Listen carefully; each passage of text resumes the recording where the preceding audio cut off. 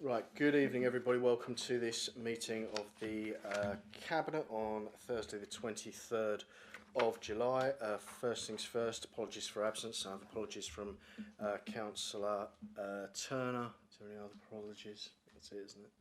Yeah. Item 2, declarations of interest.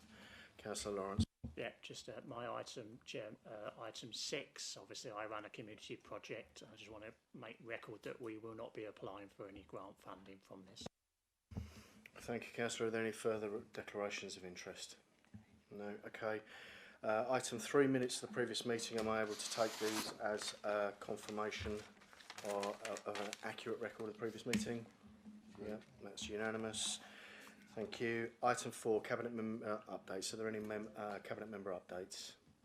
Councillor Lawrence. Okay, thank you very much, Chair. Just want to mention a few things. It's been very busy with the Summer of Sport this year. We've also been shortlisted for the UK Town of Culture, which I'm sure everybody has heard about, in the top 15 out of 400 people that have applied, which is great. Beat the Street has been so popular. We've had 9,035 players signed up to date in parts of Basildon, covering 32,000 miles in walking and running and all that kind of thing. It's been absolutely a fantastic project in the parts of Basildon that we've done it, and I'm going to the final of that next week. I've also did the final of the backside to trackside, and it was really pleasing to see residents taking part in that and helping each other through the final. And coming up, of course, Chair, you know that we've got the Basildon Half Marathon. I think you're signed up to it in September. We've got end of summer fun days. We've got Basildon Carnival Pitsea this week. Lots of events going on. We've had the Basildon Together event with 40 partners from arts, culture, leisure and sport. We've had, as I say, the backside to trackside. There's quite a lot. Mopsy's Park Tennis. We've had the Youth Forum, where 15 Youth Voices projects delivered. And of course, only last week, I attended the Sporting Village to welcome the Indian and Australian gymnastic teams who are using us as a training base for the Commonwealth Games. So lots going on, including the launch of the 2 swimming pods in the Sporting Village and also at Wickford, which will help our disabled residents get easily into the pool and out of the pool. Thank you, Chair. Thank you, Councillor Lawrence. You're a busy boy. Any further? Councillor Myers. Thank you, Chair. Just a quick update of where we are on certain regen schemes across 4 of the 5 towns of the borough. So, Councillor Sargent, last Cabinet meeting alluded to the CDC in Pitsea, which is due to be completed in the summer of 2027, which will massively increase footfall into Pitsea Town Centre, and which we will be continuing some master planning in that area as well. We have to remember that the Conservative administration in 2023 passed these plans from the government who initially started this programme. The one in Southend and the one in Thurrock are now up and running, and we are seeing decreased attendance at A&E when CDCs and major injury units are up and running in the south of Essex. So that's Pitsea. In Langdon, disappointingly, Sanctuary have pushed back their Section 73 modification from July to possibly around September. Meetings will be arranged with Sanctuary in the coming weeks in August to discuss further plans on that, but we'll continue to keep residents updated as soon as we hear anything about that. Wickford, the negotiations of the supermarket have been ongoing for some time now. Myself and officers and the Member of Parliament have been meeting with Harriet and prospective operators to discuss plans for the supermarket site, of which I believe that a scheme will be coming forwards in due time. We are also working with Wickford Town Council on their plans for the square, which is where the current market is, to create an open public space just off the High Street, which we will continue to liaise with and work to provide a food and drink outlet in that space as well. In terms of in Basildon regeneration is continuing at pace. Following acquisition of Westgate, subsequent planning application for a hotel and enhanced needs residential was approved. Demolition of its existing site is due to begin in October 2026. Based on this, I have engaged with market traders last Thursday and Saturday. They seem quite happy with the engagement, and going forwards, we will continue doing that monthly in terms of the plans that are happening on the west side of the town. We are also going to be starting from the 14th of September more public engagements, most likely in the Towngate Theatre, to liaise with residents about the regeneration steps we're taking into the town. Following the acquisition of the M&S building, plans are due to be submitted around Christmas for a mixed public, civic, office and commercial space. A lot of this was discussed last night at Regen Scrutiny. Again, the market traders were engaged on this, and architects are now being appointed to do some work on that.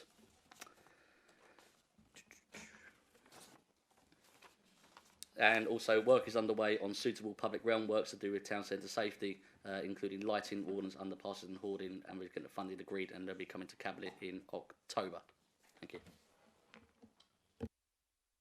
Thank you, Councillor Myers. Disappointing news on Langdon. Let's hope we can expedite that as quickly as possible once the application finally goes in. Any further, Councillor Sargent? Just a reminder, Chairman, that we have our SEND forum next Wednesday at Watch Hyler Park, where I believe our Mayor will be chairing the event. Thank you. Just for the record, the Mayor has said there's 50 families already signed up, so it sounds like it's going to be a fantastic event. Any more Cabinet member updates? No? Okay. I have got an update from your wife, Councillor Schrader. She has said she's not very impressed with the fact you've forgotten your phone, but she acknowledges the message. I won't say what she actually says.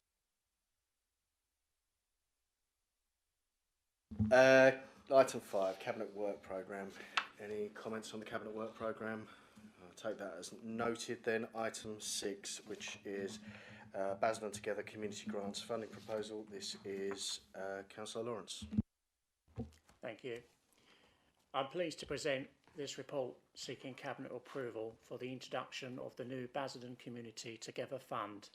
This proposal follows the conclusion of the Area Committee model and provides us with an opportunity to introduce a fresh community-focused approach to local grant funding that is simpler, more accessible and more responsive to the needs of our residents. At its heart, this proposal is about empowering communities. We know that some of the most effective solutions to local challenges are developed and delivered by the people who know their neighbourhoods best, whether it is a small residents group, a local charity, a voluntary organisation or a community champion. These organisations are often closest to need and best placed to make a real difference. The Basildon Community Together Fund has therefore been designed around a simple vision, getting funding to the organisations that need it most and enabling communities to take the lead in shaping local solutions. The fund aligns strongly with the Council's corporate plan ambitions. It supports healthier, safer and more connected communities, strengthens pride in place, creates opportunities for residents to thrive and demonstrates our commitment to delivering modern public services that our residents can trust. The proposed fund will provide a total of £100,000 in grant funding and will support projects across the borough that improve neighbourhoods, strengthen community capacity, promote wellbeing, encourage inclusion and increase community participation. A key feature of this new model is its accessibility. Too often, many community groups can be discouraged by complex forms and lengthy processes. Under this process, applicants will complete a straightforward expression of interest, receive practical support from council officers and benefit from a much faster decision-making process. Importantly, we are proposing a system that balances efficiency with strong governance. Smaller grants of under £500 will be able to move through a streamlined approval route, allowing local projects to access support quickly. Applications above £500 will be considered by a dedicated panel. This panel is one of the most initiative aspects of the proposal. Rather than decisions being made solely within traditional structures, funding recommendations will be informed through a partnership approach involving elected members, representatives from the voluntary and community sector and community champions and wider system partners. This creates genuine shared decision making rooted in local knowledge, lived experience and evidence of community need. At the same time, all funding awards will continue to be subject to the Council's governance, legal and financial procedures. ensuring transparency, accountability and robust stewardship of public money. The report also outlines how panel members will be recruited through an open and transparent process. We want this fund to reflect the diversity of our borough and to ensure a broad range of voices are represented in funding decisions. Members will also note the significant benefit the model offers. It simplifies access to funding, reduces bureaucracy, speeds up support for local projects, strengthens community ownership, promotes transparency and allows us to target limited resources where they can have the greatest impact. Of course, we recognise there are risks around demand expectations, governance and inclusivity. These have been carefully considered and mitigation measures are built into the design of the fund through clear criteria, published decisions, declarations of interest, monitoring arrangements and proactive engagements with underrepresented communities. This proposal represents a positive step forward in how we support our communities. It provides a practical, transparent and community-led approach to funding. It places trust in our residents, local organisations while ensuring that public funds are invested responsibly and deliver meaningful outcomes. Most importantly, it demonstrates our commitment to working alongside our communities, recognising their strengths and supporting them to create positive change through the borough. I therefore commend the recommendation within the report to Cabinet and ask colleagues to support the establishment of the Basildon Community Together Fund. Thank you. Thank you, Councillor. It's an excellent report. Are there any questions from or comments from the Leader of Reform UK? Thank you very much. Obviously, we do note that there's a £40,000 budget gap already. Obviously, we're launching this scheme before we know how to fill that budget gap. Do we know how we're going to get there to actually fill that? Thank you. Not sure how we're going to get there, but this money was obviously coming out of funding that was already earmarked for community groups. And just in regards to the money that's being distributed, how do we know that it's going to be going to new groups rather than just the standard groups that have been getting money for a long time? Are we looking to give money to new community groups? And what is this council doing to go out and find them? Right, well, we will be advertising the fund through comms and other places. We will obviously, all groups can apply.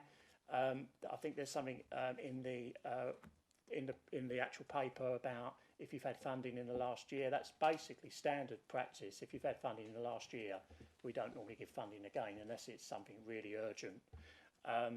So we'll be looking at that as well. And obviously, new groups and existing groups. I want to get away from things that I've seen on social media where people say, oh, they've cut our funding. Oh, well, we relied on that every year. It's not about every year. It's about what you need in the deep grassroots communities, what you need and what we can provide to help that at that time. Oh, sorry, I'll just have one more if that's all right. Okay. Yeah, can I just ask, and it's just a technical point, just direct the questions through me as the chairman, please, so it's not a one-on-one. And I'll come to Councillor Brockman after this question. Thank you, Councillor Janay. In terms of the £100,000 that we're going to spend, what does success look like for the council in terms of once that money's spent, what do we want to see come out of it for our community? Thank you. Sorry. Councillor Lawrence. We want to see the impact that it's made. We'll be asking in the monitoring forms about how first of all, how they've spent the money on what they've said they were going to deliver, the impact, and a big part of that will be in the process of what before they've even given the fund to see, you know, what the impact is going to be for our residents across the borough. It's you know, it's £100,000. I should imagine there'll be quite a lot of interest from groups, and therefore we need to, you know, we don't know how many times we're going to meet. The panel is going to be made up of all kinds of people, including, you know, we're hoping to have some business people on there as well. And we want to try and make it give us much impact. And also I want to be able to, at the end of it, is have these groups, you know, feature these groups that have had the money so that we can make a lot out of the marketing, because a lot of time we give out grants, but we don't follow it through as far as marketing goes. So we want to get the marketing involved in that as well. So we help them be a success. Thank you. Councillor Brockman, any questions or comments? Yeah, thank you, Chair. Mine's not actually a question, it's a statement. And you're probably going to belt me later for this one, as usual. I find it quite sad that we've actually lost the area committees. You know, and I understand it's because of funding and everything else, but when we had the area committees, they worked so well, and we formed. I know certainly the Wickford one, we formed a real good relationship with like Terry and Alex and the others and George, and now it's gone. And I'm just letting you know that my feelings on that. Okay. Thank you, Councillor Brumman. I appreciate, and I know it's, you know, at the end of the day, your mileage may vary on the area committees. I still stand by the argument that they were an extremely cumbersome way of dishing out what was a relatively small amount of funding relative to the amount of work they involved. And I think the other concern that I certainly had was that they didn't allow groups to apply for funding who covered different parts of the borough. I think that was where we had an issue. If you were an organisation that offered services in Basildon, Wickford and Billericay, you were going to struggle to apply through the area committee structure, which is why we went the other route. But I do understand the point. Appreciate you making it. I've got lots of people on this, so if we can be brief. First one, Councillor Baggett.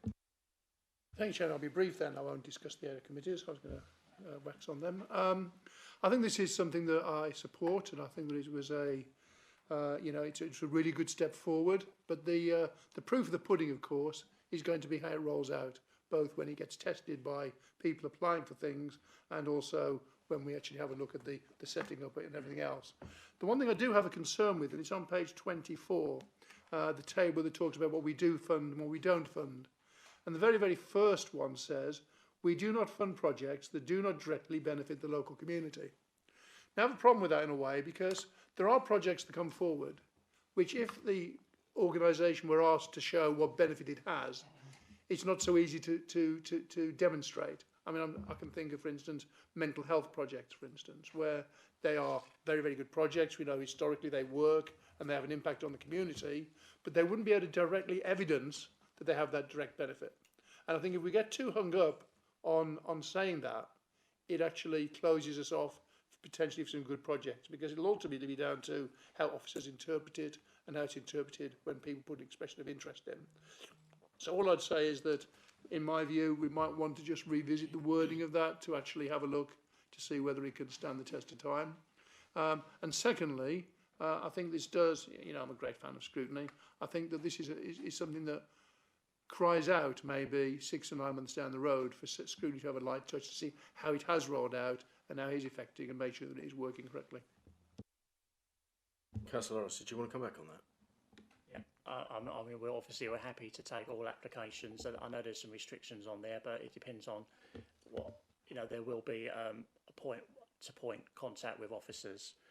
So officers will be able to help and determine whether somebody is actually eligible. Regarding scrutiny, I think once we're up and running, I welcome scrutiny to have a look at it as well, so we can tweak it, and they'll be able to look at it with a fine-tooth comb. But I think I want to get it up and running and see what happens. Thank you, Councillor Lawrence. Councillor Strana.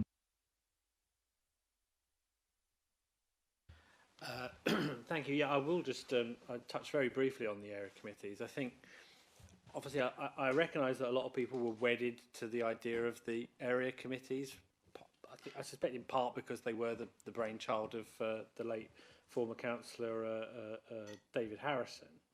And I think our decision to move away from that model is not in any way to denigrate what Councillor Harrison was seeking to do.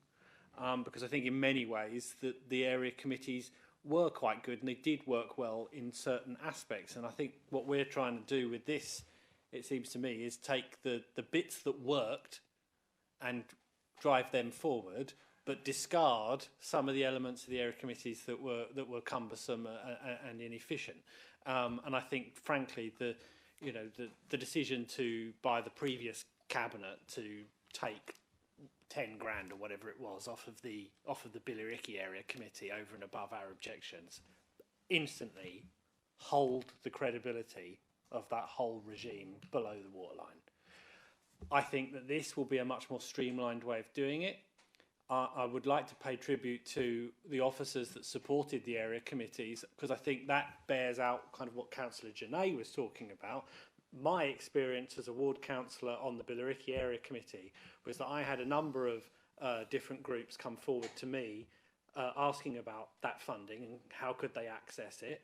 And I said, yeah, no problem at all. Literally my reply, I would just copy in Jenny Squibb.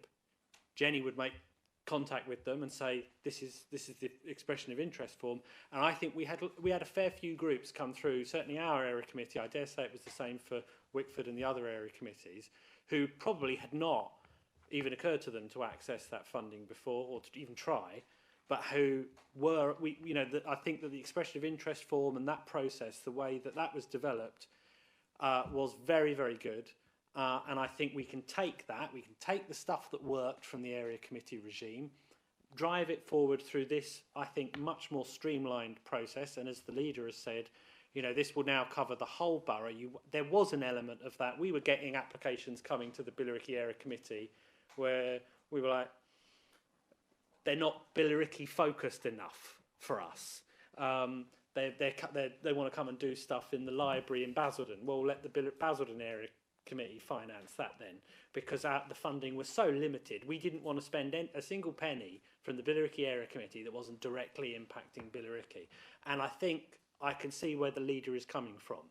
There will have been certain groups that covered maybe, 2 or 3 different areas in the borough, or maybe the whole borough, who would have fallen through the cracks of that system. But I think what we've got here is a much leaner, much more adaptable regime that I think will, the proof of the pudding will be in the tasting, won't it? We'll see if it does do that. But I'm confident that this will be a better way of doing it. But I agree with my colleague, Councillor Bagger. I think it's crying out for a light touch review early on to see just how it is performing. And we should be open as an administration to modifications if they're needed. But let's let Councillor Lawrence get up and running and see how he fares. Thank you, Councillor Schroeder. Councillor Blake. Thank you. I've been looking around the room, and the reason why I'm looking around the room, I don't think there's anybody old enough or been here as long as I have to remember this. This was the sports development grant that we used to have. You remember it? Well done, Grant. You look so young. And I think one of the conditions that we had there, and it's something that rather than sort of necessarily going to scrutiny, is that one of the conditions on the application form is that they report back.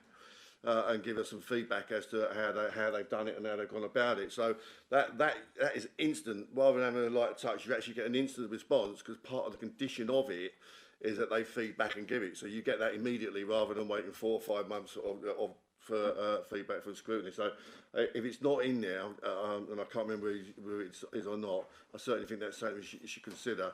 It solves the problem. Then you get feedback, and then you've got an event, it comes to Cabinet, and you can actually feedback the good work that people have said. So just a suggestion.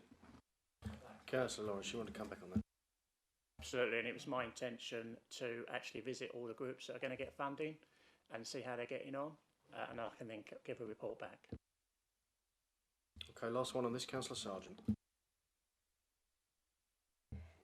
Thank you, Chairman. I really do welcome this, and I congratulate Danny and his officers on really working up such a defined system, one that we've not had in the council before.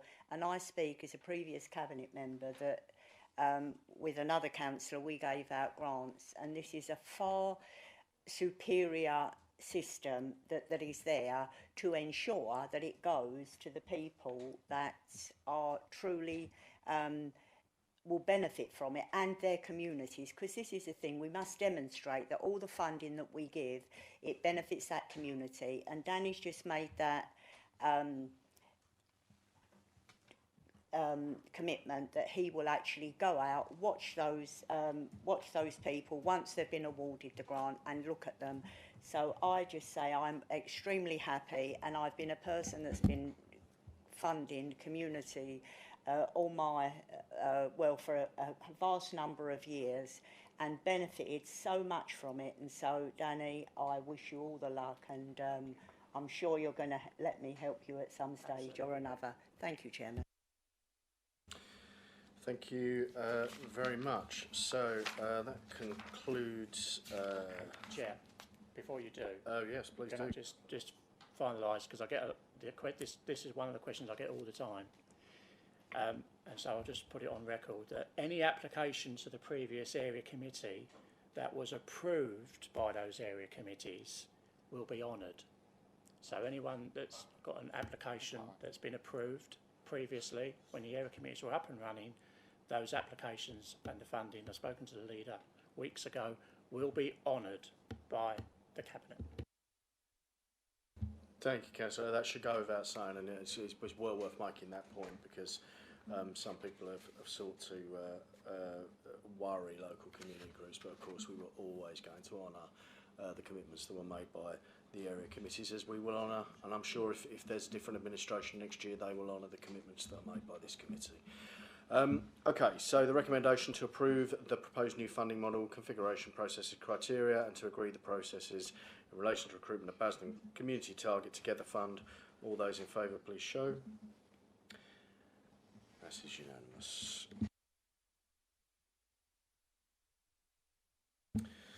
Okay, we're going to move on to item 7, which is the Capital and Investment Strategy Annual Report and Prudential Indicators 25-26. And this report is by the Assistant Director of Finance and Governance, I believe. All right, that's what it says. I think it should have been updated. It's just a copy of the audit and risk report that's been there. So, so the report sets out the year-end position for 25-26 in respect of the capital and investment strategy. The strategy for 25-26 was agreed by Council as part of the budget setting report in February 25. The strategy sets out a framework for officers to work within and primarily deals with the management of the Council's debt position and the management of the day-to-day cash flows. As you will see in the report, all of the activities for 25-26 were carried out in accordance with the requirements of the strategy. Enclosure 1 of the report details the main updates in relation to capital expenditure, treasury management and our capital commercial investments. The key points from the report is total capital expenditure for the year was 71.3 million against the working budget of 139.1 million. Most of the underspend is to be carried forward to fund the ongoing project costs. Net debt increased by 36.1 million during the year, reflecting capital activity and wider cash flow movements. The investment strategy continues to prioritise security and liquidity over yield. Despite falling Bank of England base rates during the year, the Council achieved investment income of 1.9 million, subsequently above the original budget of 0.5 million. The average rate earned was 5.21%, outperforming the SONIA benchmark average. The report also outlines the Council's commercial and investment assets. While the portfolio generates gross returns close to the target level, financing costs and statutory borrowing repayment requirements continue to reduce the overall net return. These assets to continue to be monitored to maximise future returns from them. Included in Enclosure 2 is the Treasury dashboard, which shows the statistics of the Treasury operations for the year to the 31st March 2026. The first graph shows that the borrowing levels have remained within the capital financing requirement and not breached the operational boundary or authorised limit during the year. Nearly 2/3 of the borrowing is with PWLB, with the remainder being loans from other local authorities. No new PWLB borrowing was undertaken during 25-26. Instead, short-term borrowing from other local authorities was used to maintain flexibility and take advantage of expectations of lower longer-term interest rates. Our surplus cash balances and when invested at year end. These investments all fall within the restrictions of the investment strategy. Most surplus funds are invested in call accounts and secure money market funds, all with immediate access. Any additional surplus funds beyond the limits of which can be kept in our accounts are placed in short-term investments with the Debt Management Office. Finally, Enclosure 3 shows the potential indicators required by the Code as reported on. These were approved at Council 25. As you can see from the dashboard, the authorised limits and operational boundaries were not breached by gross debt levels. The financing costs to the net revenue stream percentages were better than budgeted, and the net income, the same goes for the net income and service investments. Happy to take any questions. Thank you very much. Any comments or questions from the Leader of Reform? So. Thank you very much, Chair. Just one question. Well, I've got a couple of questions actually, but the report says that borrowing costs are going up and that projects are being delayed. Do we know how much that's costing local taxpayers at the moment? Thank you. Yeah, Tina. So the projects have, so we've got an underspend on the capital programme because of slippage of projects. So what we found out from reviewing the outturn position is that actually when we add new capital programmes, we just automatically assume that they get paid for in year. So we're doing a review to reprofile that. So we don't borrow when we need to. So it reflects what we've actually, we're not borrowing and incurring extra money. We just need to do a piece of work about those profiles, and that will come through into the Q1 position when we do it for 26-27. Councillor Genay, did you have another question? Thank you very much, Chair. In terms of, I mean, it does say that there's a lot of capital projects that are slipping at the moment. Do we know the core reason for that? Is that around construction or a financial element? So the slippage is primarily to do with those capital profiles being incorrect to start off with, but mainly that's around, for example, the big programme around temporary accommodation. That was all programmed in the 1 year, and then the other key factors are around the ambulance hub, which has had some slippage around the agreements with that deal, and also the Pitsea Community Diagnostic Centre again. They are now in construction, but there was some slippage around the agreements. So they're the main three factors. Thank you, Councillor Genay. Councillor Broughton. Thanks, Chair. I'm going to decline to comment as I'm on the committee, so I don't really want to say anything. Understood. I just had a couple of questions just around sort of additional borrowing. What do you anticipate borrowing being sort of over the medium term, and what sort of effect do you think that's going to have on the revenue budget?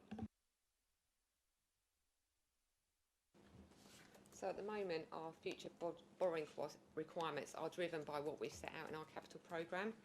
So the current forecasts for both capital and revenue assume that. Any increase that we have in borrowing during the year obviously does impact on our interest payments, our minimum revenue position, and these are reflected into the medium-term financial strategy. So the increase in any capital financing costs demonstrate the importance of trying to manage all of that. So although we might be doing more on the capital, it all does impact on the revenue budget, so we need to be mindful of all of that. Thank you very much. And just because you mentioned the capital programme, do you think that's sustainable over the medium term, the capital programme as it stands?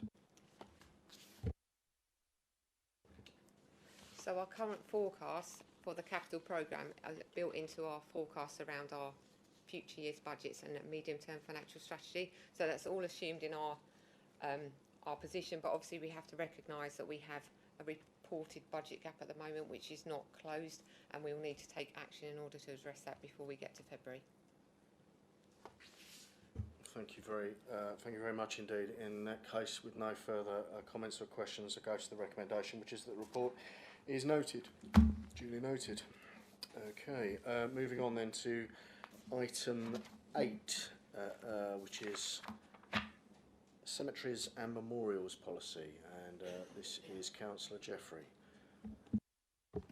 Thanks, Chair. This report that I'm presenting tonight is the outcome of a review and engagement activities undertaken to modernise both the cemeteries regulations and the Council's approach to our memorials. The review was aimed to ensure that services are delivered in a dignified, sensitive and consistent manner while enhancing safety, improving operational standards and meeting legal obligations. The result of this review is that the Council's previous memorials policy has been separated into distinct policy areas supported by a memorial framework which signposts residents, officers and members to the correct policy depending on whether the request relates to a cemetery, public highway or a park or open space. Thank you, Councillor Jeffrey. Are there any questions from Councillor Genay? Thank you very much. It does say in the policy that the roadside memorials may not be allowed now. What is the Cabinet and this administration going to do to ensure that compassion and common sense is used during situations where it may be necessary or right to do so? Councillor Jeffrey? Thanks for the question. We're looking on a case-by-case basis And if he's got any specific instances of that, we can look at it with the officers. So I'm happy to pass it to the Assistant Director. Yes. Does that work? Yeah, thank you. Thank you, Councillor. So appreciate that this suite of policies is there to act in a sensitive manner at a time when residents in our community will be feeling at their most vulnerable. So this is about applying a soft touch and having discretion where it's appropriate. We have seen both formal and impromptu memorials, which we would always treat with the correct approach, obviously in coordination with board members and elected members as appropriate. So it's important to think, to make sure that we do that in a sensitive way. This gives us the framework, but it doesn't cover every eventuality, and it's always important to act with that human touch, which we've tried to make into the policy as best as you can with the policy. So hopefully that helps, Councillor. Thank you. Just for clarity, those watching at home, that report was not from the Invisible Man. It was just a minor camera glitch. Any further questions, Councillor Genet? In terms of the charges, obviously, what guarantees does this administration and the cabinet have that this won't lead to extra costs or higher cemetery fees for local people in the future? Mr. Hendry. Thank you, Councillor, for the question. So just realised what the camera's going to there. I need to move if I'm going to have any more questions. So, fees and charges are set as per the wider council fees and charge setting programme. The costs for delivering any changes in terms of the policy are all built into the service, so there's no additional costs for providing it in this way. So, standard fees and charges setting process. So, when the time comes to setting budget and fees and charges, the cemetery and burial fees will be included as part of that process. Councillor Broughton. Yeah, thank you, Chair. I quite welcome James's comments about the charges because, as you all know, I had to deal with a funeral a while ago and it was astronomical. So I really welcome the fact that it's going to be held. So thank you for that. Thank you. Thank you, Councillor Broughton. Councillor Blake. Yeah, some people think that some of the toughest decisions I had to do was to do with the bins and whatnot, but let me tell you, going back some years, this was the toughest decision I ever had to make regarding cemeteries.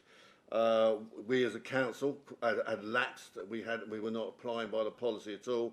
An example of that is when somebody is buried, they're buried in 6 foot, but after a certain period of time, I think it's 14 months, that is then reduced to 3 foot.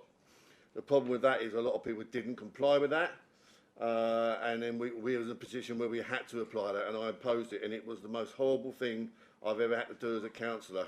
Going around to people's houses and having to sit with them and going through what I went through was terrible. It wasn't great at all, but it's something that we had to do. And the reason why I bring that up now is because once I saw we had this on our policy, I decided to take a visit over to the Pitsea Cemetery, and I have to say I was delighted to see that the actual the grounds are being kept really good and they are being kept within that condition. So it's a full credit to the staff for doing that, because I know at times it's not not easy, and I know sometimes they actually have to push because people just don't want to lose that extra 3 foot, and I totally understand that. But fair play to the staff, and I'm really the decision I had to make was tough. We got there and people are complying by it, so congratulations to the staff in imposing that. Thank you, Councillor Blake. I think this is quite a sensitive issue, and I'm pleased that the policy takes account of that. So good piece of work all round. No further comments, so we'll just go to the recommendation, which is approves and adopts the updated cemetery regulations, memorial framework, on-street memorial policy, parks and open spaces memorial policy. And number 2, delegates authority to the Assistant Director of Environment, Climate Change and Open Spaces in consultation with the Cabinet Member for Environment and Leisure and the Monitoring Officer to make minor drafting amendments and any amendments required to ensure legal compliance and consistency across the policy framework. All those in favour? That's unanimous. Okay, so we're going to move on to item 9. So item 9 is the revenue outturn 25-26 and budget setting process for 27-28. This is presented by me, you lucky, lucky people. So obviously you can read the report. You'll be aware that there was an overspend of 1.4 million. So to anticipate some of the questions that are likely to come along, it was the increased homelessness pressure that caused that overspend, and it's TA again. So TA is something this council obviously urgently needs to deal with. Now there is a plan in place. We're taking steps to begin to get that situation back under control, but there's no point denying that it is a significant challenge for all local authorities, including this one, and obviously higher capital financing costs. So it's all very well having a council that is in a huge amount of, if you've got a council that's in a huge amount of debt, that costs money, because obviously debt involves interest.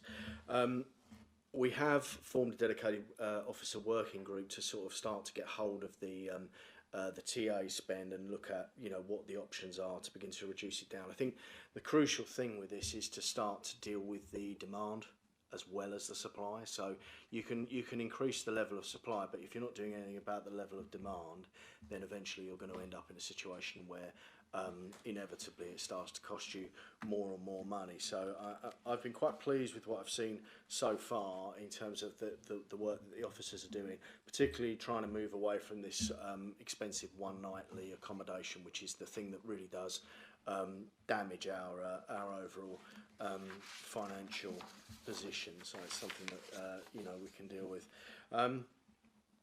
In terms of the HRA position, it's again, there's no dressing up. It's not great. So we had HRA reserves totaling nearly 10 million, just under 10 million, but they're now down to sort of 6.5. So again, urgently we have got to start to address that. Effectively, we've consumed a third of our reserves. So that's something that we need to be aware of. Having said that, the C4 housing judgment is significant. It is something that we cannot obviously tolerate ever happening again, and in order to get this council back where it belongs, to a C1 rating, will cost money. So we will need to make financial decisions that account for that, because none of us are prepared to accept, and officers or members of any party are prepared to accept another C4 rating. So that will be something that whatever the financial implications of it are within reason, we will address. The council missed its savings target as well by about 27% roughly. So we were supposed to save 4.7 million. We saved 3.4 million. So again, that's putting further additional pressure, and that's something that the council needs is addressing, and we are looking at some really interesting ideas in terms of how we can start to deliver some really significant deep savings, because ultimately we've got a budget gap that could approach 8 million this year. If things carry on the way they are, we've made some commitments which are quite right. Those are the commitments that we gave, but those will have to be paid for, and we need to start having a realistic plan to deliver those. So with the new chief executive, we're working quite hard, and the 151 officer, we're working quite hard to deliver those. So I'm not going to pretend this report is good news. I would hope that members will appreciate that I've been in this role for 8 weeks. So perhaps give me a little bit of leeway, but we are already starting the process of addressing this, of getting this council's finances back to something that is more compliant with what we would expect from a local authority of its size. And obviously this is something that the government investigators are likely to look at. So if we don't do it ourselves, it's going to be done to us. So we've got to make sure that we do it in a way that protects our residents' interests. And I still believe, and I'll be talking about it later on, but I still believe that the best people to represent our residents' interests are the people in this chamber. So that concludes my report. Councillor Jeannet, any questions from you? Thank you very much. I think obviously we outlined that there's a £1.4 million overspend, and we had to dip into the reserves there. But we know there's over 400 illegal migrants that live inside Basildon Borough Council, and we know that we're spending copious amounts of money in the likes of the Campanile on, as you said, egregious daily rates for them to stay there. What are we doing what are you doing as an administration to renegotiate those contracts and those rates with the likes of the Campanile to try and reduce the amount we're spending on temporary accommodation? Thank you. Thanks for the question. I'd refer you back to what I said about the Officer Working Group, where we are looking at things like that. But I think if it really does come down to that question of demand. You know, why have we got that demand in the first place? Because that demand shouldn't be happening if those people shouldn't be there. So, what I would be saying is why isn't the government dealing with this problem, dealing with these people who are in this country illegally and getting them out? Because we have a degree of an issue in Basildon, but there are other authorities where this is absolutely, this problem is absolutely horrendous, and it's time for central government to deal with this properly in the way that I think the public would expect. Yeah, Councillor Genet, one. Thank you very much. I think as well, if you look on the likes of like Rightmove, for example, you will see that 4 or 5 bedroom houses that may go for £2,500 for monthly rent are up for £5,000-6,000, and we know they're being used for HMOs. Is this council engaging with private landlords and paying those rates in order to try and reduce the amount that's spent in hotels? And if we're not, are we looking to maybe dip into the private market to be able to reduce how much we're actually spending on temporary accommodation? Yes, is the answer. We are obviously looking at all savings options. So yeah, we will look at all possible options to save money on this budget. The projections for, the amount we spent last year is one thing. The projections coming down the line, you've seen them, we've all seen them. There's some scary numbers. So we've got to address this, and this is a spend that we need to start bringing down.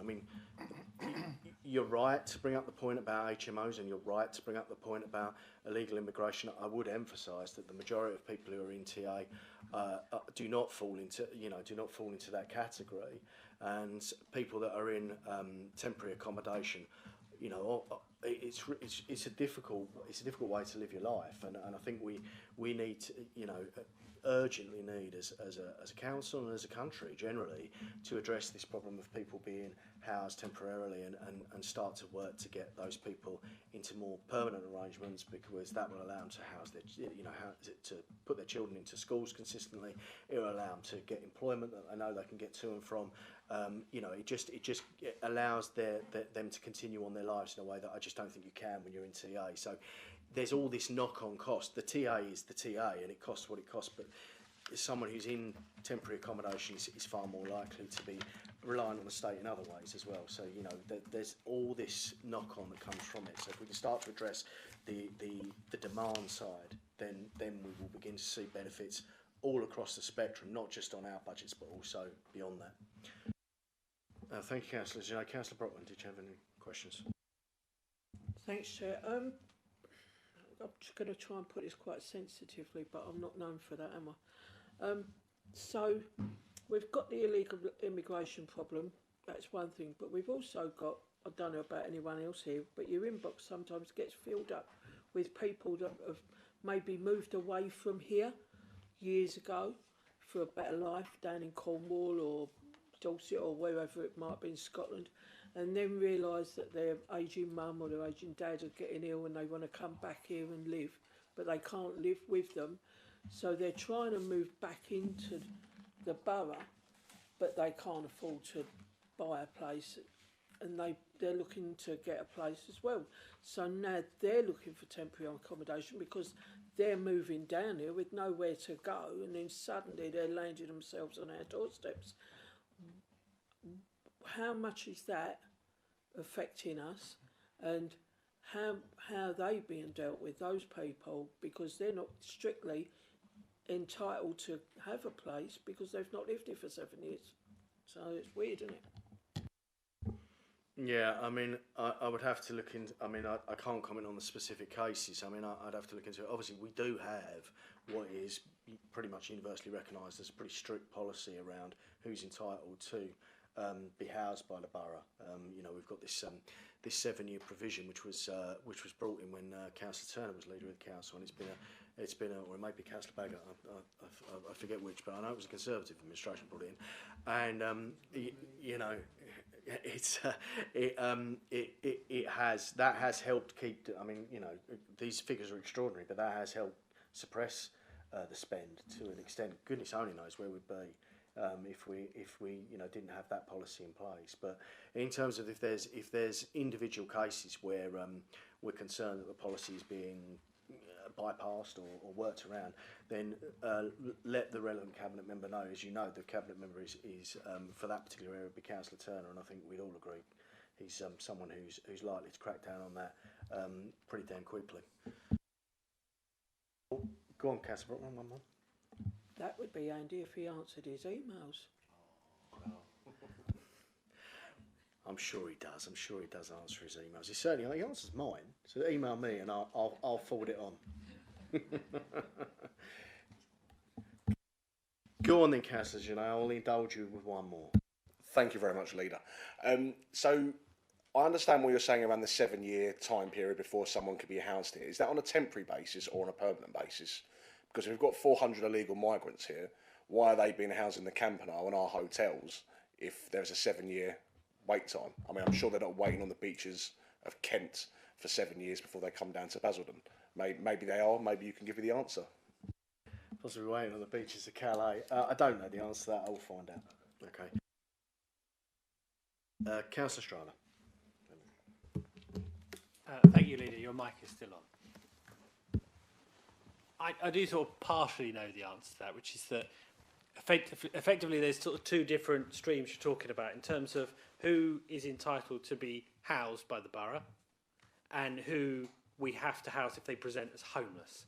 And that is part of our problem because it's two slightly separate streams. So someone who presents as homeless, they have to be dealt with under the relevant legislation, which does inevitably lead to very heavy demand on temporary accommodation because we have to house them while we're considering their application for permanent housing. Now, it may well be that a lot of those people subsequently we discharge our duty because we don't have a duty to house them because they don't have that 7-year connection. So there's a difference between what we are required to do by law and what the long-term housing obligation on the authority. As I've got the floor, I'll continue with what I was going to say, which is that obviously TA was a massive, huge problem during my period as cabinet member for housing. It wasn't when I first took office, but it ratcheted up very, very quickly. And I dare say people who were in the cabinet at the time will it was all my fault. Yeah, will remember Councillor Sullivan talking about the coach and horses it was driving through our budget because the pressure went up. In the case of just a couple of years, it was just skyrocketing. Now there were a lot of moving parts to that. A lot of it's tied up with the cost of living. A lot of it was tied up with the new responsibilities that fell upon the authority with things like the Homelessness Reduction Act, a very kind of typical well-meaning Westminster piece of legislation that identified a problem and decided that the way to fix it was to push all of the responsibility for fixing it onto local government while simultaneously constantly reducing our funding.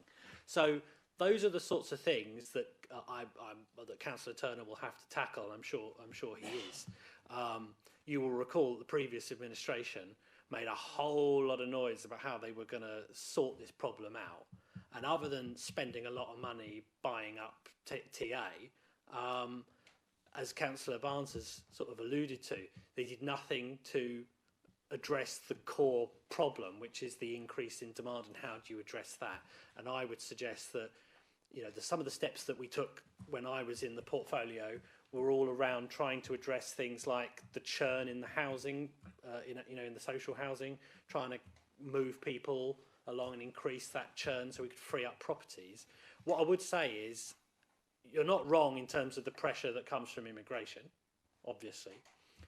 It's important not to overstate that too much, though, because actually the single biggest cohort of people who are presenting to this council for homelessness support are young people. who were born and bred in this borough and have lived here their entire lives, what you find is a lot of the time that's to do with breakdown in their current situation. So quite often they're living with parents or a relative or friends. That situation has broken down and they're presenting to the council needing to be housed. So I think there is job work to do. We started doing it just before I left office around things like, for example, homeless at home. I don't know how far that policy progressed, but that was something we introduced just before I left office, where you try and encourage people who are presenting and wanting to go on the housing list, but they're currently in a situation. Well, wouldn't it be better if we could somehow get them to join the list, but without needing to put them in temporary accommodation? So add them to the housing list while they're still, try and convince that, that whatever the situation is where they're saying, well, I can't stay there anymore. Is there a way that some intervention that the council could put in order that they could stay there whilst we continue to try and house them? Because the issue is, at the moment, people kind of know they're never going to get housed if they're living in their aunt's attic room or spare room or whatever. So they say, well, just say I'm kicking you out and present to the council. Is there some way that we could say, if you can stay in that situation and still be on, because at the moment they feel like the only way they can get on the list is to say I'm homeless, and then we have to put them in temporary housing while we look to find them a permanent situation. And there will be lots of scenarios like that. They're not all the same, but lots of scenarios like that where we could possibly keep people in their current situation for longer while we try and find them another situation and not have to put them in temporary accommodation, which is why we then become dependent on these incredibly expensive nightly lets and B&Bs and things like that. But we do need to ultimately try and increase the availability of our TA. We've not been helped by the current government completely butchering the private rented sector with the Renters' Right and stuff like that. That's completely killed off the private rented sector. So we will need to increase our supply of TA, and there's no getting around that. But you're right, Leader. Councillor Turner will need to look at some really innovative solutions for how we reduce the demand. I bet Councillor Turner's thrilled that he's getting all these action points out of a revenue over the outturn report, but there we are. Right, I've got Councillor Baggott, and then I'll take one more from you, Councillor Bromley. So, Councillor Baggott. Thank you, Leader. It's about TA, obviously. Councillor Schreider has just articulated very well that it's a complex situation, and of course we should remember that behind all these statistics there is a human being that is going through a rough patch. They wouldn't be going through a rough patch if they had a house. But there are people as well that maybe aren't going through a rough patch, and it is a bit bonkers that there is a statutory requirement for a local authority to house someone that declares himself homeless, irrespective to where they've come from or their background, effectively. And I think that when it comes to making difficult decisions, I did ask officers when I was leader, I never got it, whether we had figures and statistics of the people presenting to be homeless, what their status was. Were they Basildon born and bred? Were they from out of town? What were the statistics? To be able to have a look at what the scale of the problem is. Because tailoring the solution is determined by what that problem looks like.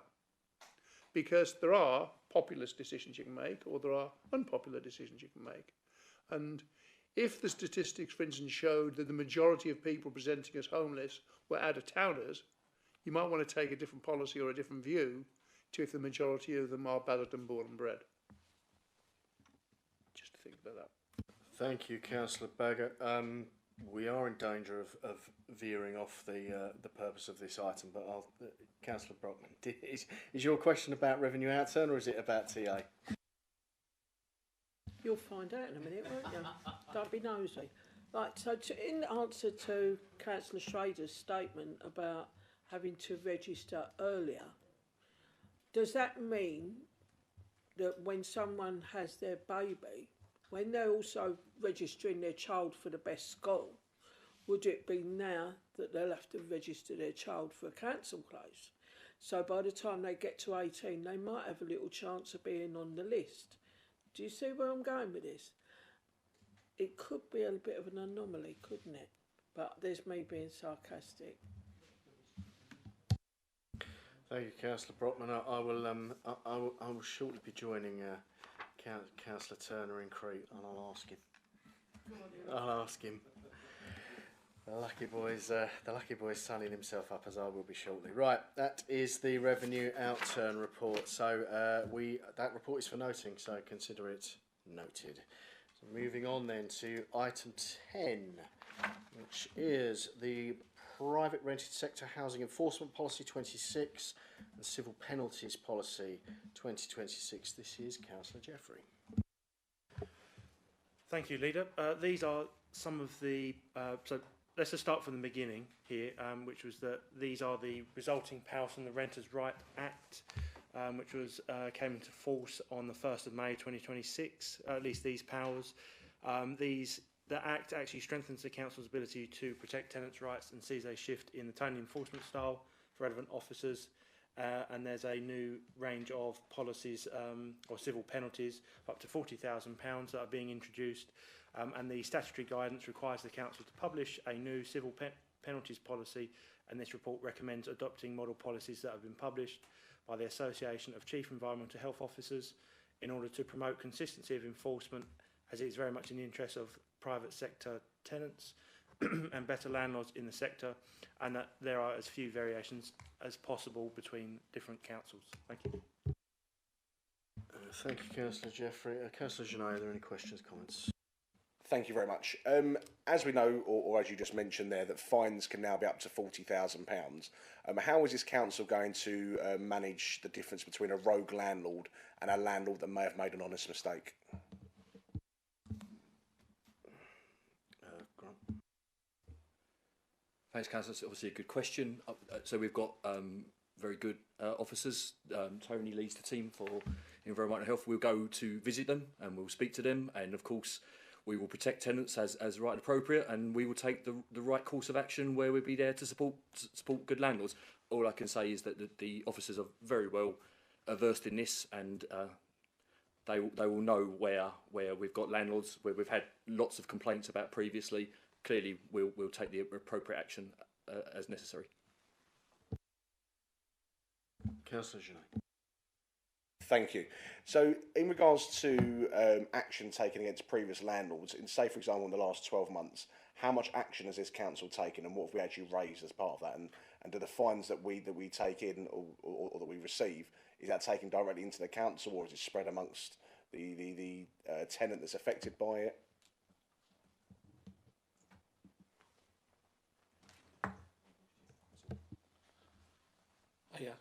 Yes, basically, Chair. We don't tar landlords all with the same brush. So obviously you've mentioned criminal landlords. Quite clearly we do have landlords that do comply and work with us. And the system would allow us to make sure that we work with those landlords. The criminal landlords are quite clearly the ones that do not engage with us at all. And quite clearly this robust enforcement policy would allow us to deal with those particular landlords. In regards to the fines that are collected via the civil penalties, they would be ring-fenced in regards to going back into the enforcement team, which would allow us to obviously deal with those particular landlords that are not behaving or flaunting the law. We have actually, we do find that we are able to kind of deal predominantly informally with the current landlords that we deal with, but obviously those that are rogue are the ones where, you know, enforcement has to be taken and will be taken. Thank you very much. One more, Councillor Genet, go on then. Thank you very much. So obviously we've just talked about homelessness and temporary accommodation. Has this council taken into consideration, now that we're going to be fining these rogue landlords or criminal landlords, have we taken into consideration that landlords are not necessarily going to want to rent their properties out in Basildon, or they may not continue leases on with residents? So are we expecting homelessness to rise as a result of that? Thanks. I should take that one, Chair. what I've passed on to my officers is that we need to keep a watching brief on this, because a lot of legislation has come in and we don't know what the impact will be on the rented sector. So that's why we're sort of trying to phase this in. So obviously, as this comes in, we've already had the first tranche. This is sort of the second wave, and we're going to see how it impacts the market. Obviously, officers can pick up anything else, but just from my perspective, that's how I'm looking at it. Yeah, I've always felt that this renters' right bill is one of those classic pieces of legislation that's going to have it's going to fall foul of the law of unintended consequences. But we shall see. Councillor Brockman. Oh, sorry. Apologies, Carl. That's okay. I mean, I think what's really important to say here is that the Renters' Rights Act here will help us deal with poor landlords. So, if poor landlords leave the industry, we want good landlords. So this shouldn't affect good landlords. I think it's fair, as Tony has said. Touch wood. Right now, whilst I wouldn't undervalue certain experiences that some of our residents might have had with poor landlords, invariably it's not a strong issue we've got. I'm hoping that the enforcement policy keeps us in a position where, hopefully in Basildon, we continue to have good landlords. But if people fall foul of that, we will have the powers to deal with it. That's the way I'd expect to do. Thank you. Councillor Brown. Yeah, me again. Right, so we've got good landlords, we've got bad landlords, and we've got people that don't declare themselves as landlords. I.e. the caravans along the 127, we all know are being rented out by certain people to certain people, and they're taking in a lot of money illegally. We've also got people that have got cabins at the bottom of their gardens that are renting out them to families illegally. We've also got people who are turning certain houses into HMOs illegally. So what I want to know is, what are we doing about it?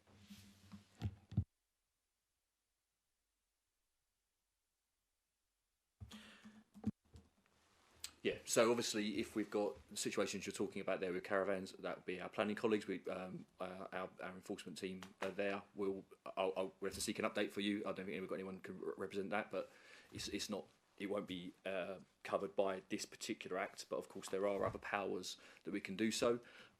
Again, Tony and his team do a lot of work with HMOs. We visited them en masse last year. We run a long campaign. The campaign is still live. If people think that there is an HMO that's not registered, then they should report it to us.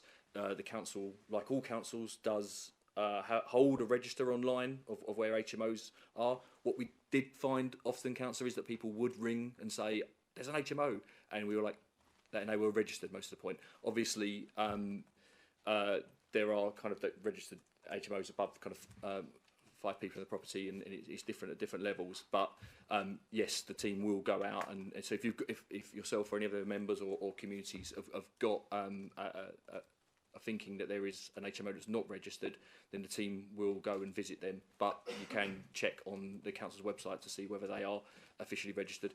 If they are an HMO and they're not registered, and they should be registered, then we will use the full force of our powers to deal with that situation. Councillor Baker. Just a quick one, Leader, thank you. Do we have a budget to enforce this? Yes, we're pleased to say that as part of this we get new burdens funding from central government, which we are using for staffing and for staff training perspective. So yes. That's refreshing, isn't it? Actually, they ask us to do something and then actually give us some money to do it. It's nice of them. Makes a nice change. Of course, no, and it's only for a limited amount of time as well. Right. Okay. So the recommendation is that we approve the adoption of the private rented sector housing enforcement policy 2026. And then I'm not going to read them all out. Points 2 and 3. All those in favour, please show. That's unanimous. At that point, I am going to declare a quick 5-minute comfort break because the next item may take a little while.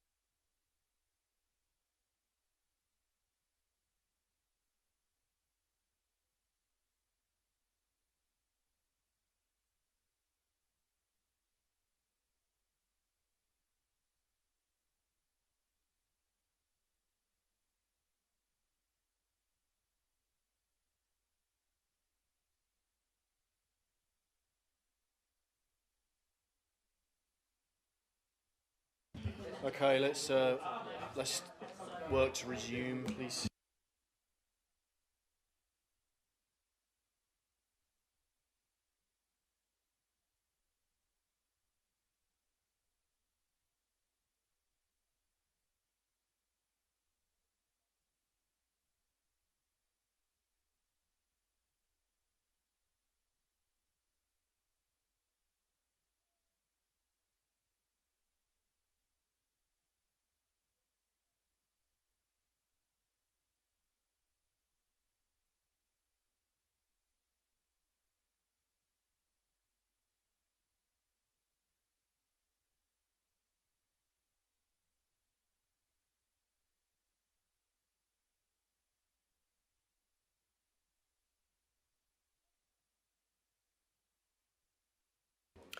Right, the next item on the agenda is, I can't, this probably won't be particularly controversial, I should think let's go through quite quickly. Item 11, Regulation 19, publication of the new, what they are jokingly call local plan. Councillor Schrader, have at it. Thank you very much, Leader. Well, as colleagues will be aware, unless you've been living under a rock, we had an item on the agenda tonight to discuss the question of sending the draft local plan to Regulation 19 consultation. And my feeling and that of the leader was that, given the circumstances, as a minority administration, with a very, very profoundly hung council, we've got 11 Reform UK councillors who nearly all newly elected, never had any input on this process at all, had no hand in the formation of that local plan process, and never previously had any say over it, any vote. We felt that the matter should clearly be referred to full council, so that all 42 councillors could quite properly have a say on this very important matter for the entire borough. Also, it should be noted that the draft local plan was produced under the auspices of the previous Labour-led administration, and was poised to go to Regulation 19 before the local elections intervened, and then unintervened, and then re-intervened, as they were cancelled and uncancelled. But as we inherited this plan, and it remains substantially Labour's plan, I felt, as a basic matter of natural justice, that my predecessor, Councillor Adele Brown, and her colleagues ought to be afforded an opportunity to speak to the plan and to try and persuade us to support it. Sadly, she was gazumped by the Housing Minister, who didn't want to wait for tonight or full council in September, and has issued a directive requiring us to immediately put the draft local plan out to Reg 19. We're obviously not very happy about that.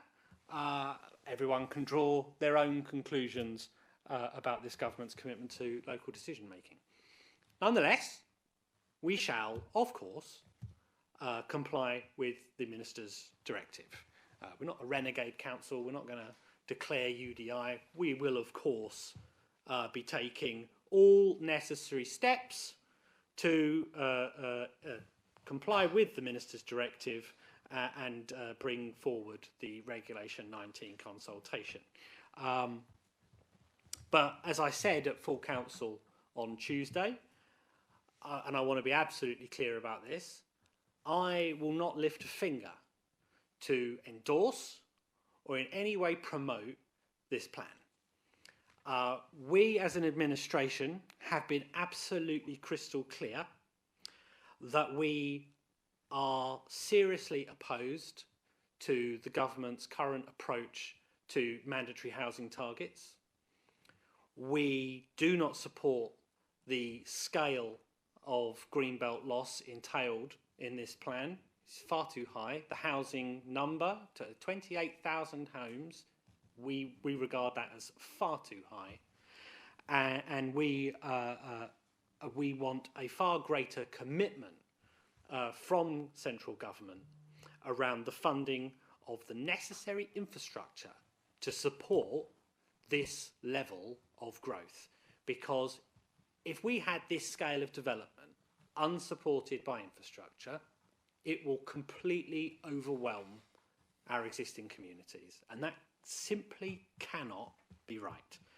So we will comply with all the, take every necessary step to comply with the Minister's directive and the Regulation 19 consultation. We've been told it needs to be needs to start on August 10th. Obviously, that presented significant challenges for the officers of this authority, but I have been assured that they will take every necessary step to ensure that that happens. And actually, I do just at this point want to, possibly the only thing that the Leader of the Opposition, Councillor Callaghan, said on Tuesday night, with which I agreed, was that both yourself and I, Leader, had been remiss in not thanking the officers of this council. And I want to be absolutely clear that the content of this plan is a consequence of the directives, the political instruction that they have been given by the previous administration to formulate a plan that fully meets the statutory housing target. And so no sort of blame or aspersion should fall upon officers for delivering what their political masters told them to. And I want to place on record my thanks to Michael Murrell, Adele Lawrence and all the planning officers who have produced the plan. They have done so with professionalism and a great dedication. So I don't make any qualms about that at all.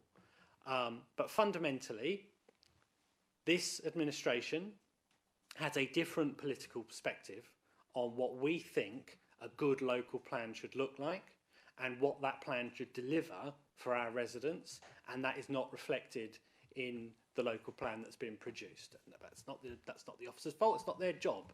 The political direction comes from the top, and so we need to recognise that substantially this was Labour's plan.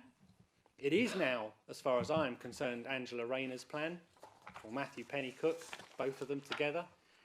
This is their plan, so we will put it out to Regulation 19 consultation. I hope that everyone will engage constructively with that process and make the strongest possible representations and the strongest possible case that this plan is not sound, it is not in the best interest of our residents, and we shall take those arguments forward and we shall follow the process.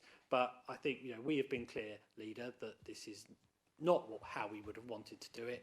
We, as an administration, remain committed to positively producing a local plan that we believe is fit for purpose. But that does mean very robustly challenging the assumptions behind these inflated housing numbers and the way that the standard methodology that's used by the council to arrive at this figure, because we do not believe that it cannot sustain any kind of objective scrutiny. It is clearly far, far higher than any kind of sane local need that you could possibly imagine that we would actually need.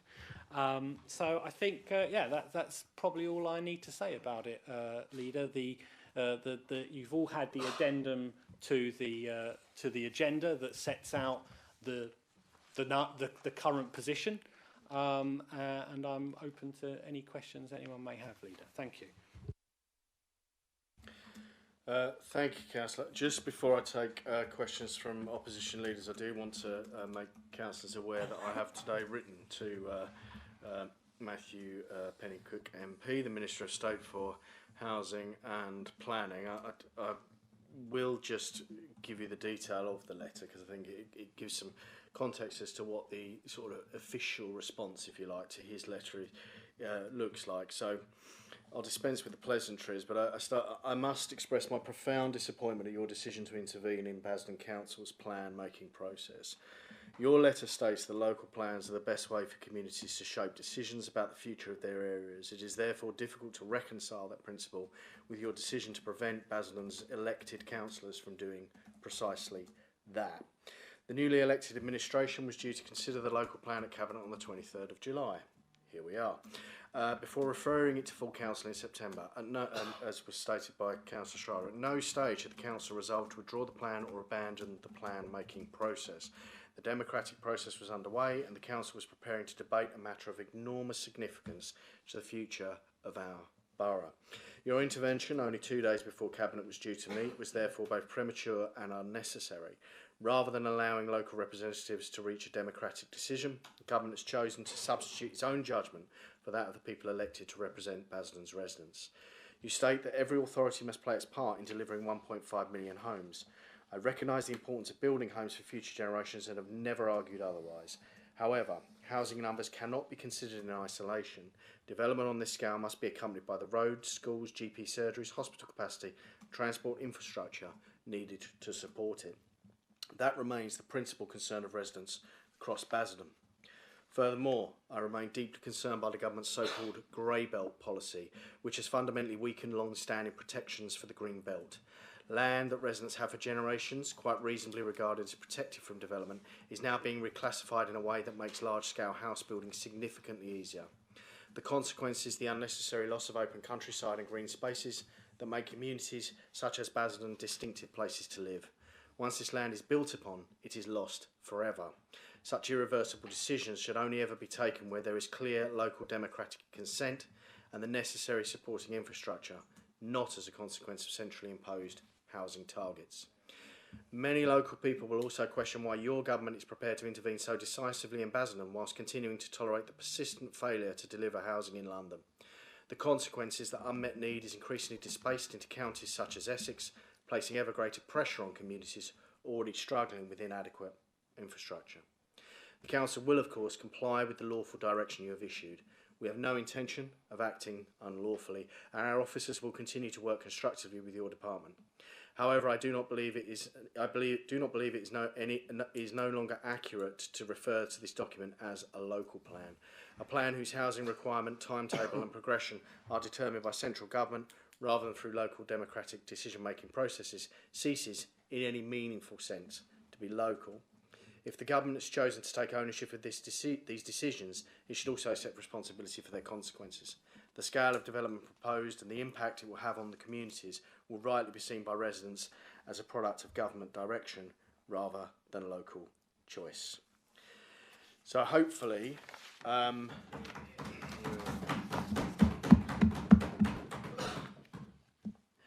members will be pretty clear as to the position of the administration. And with that, I will take comments and questions from Councillor Sam Jeanot, first of all. Thank you very much, Leader. Obviously, I do appreciate very much what Councillor Schrader said earlier around the initial plan being a Labour plan. But one thing I do not accept is that officers in the planning department did not have their fingers in the pie when it come down to ensuring that this went to, or there was an intervention from the government. So I need to know, what is this administration and what is this cabinet doing? Councillor, you can't make assertions like that in a cabinet meeting. Please, can you rephrase your question to remove those comments? Thank you. So the question I'm going to ask is, what is this administration and what is this cabinet doing to investigate how we got to this point? Because it's quite clear, as Councillor Schrader just said, that the Conservatives oppose the local plan. Reform UK oppose the local plan. This was communicated in a planning discussion around the local plan around about 10 days ago.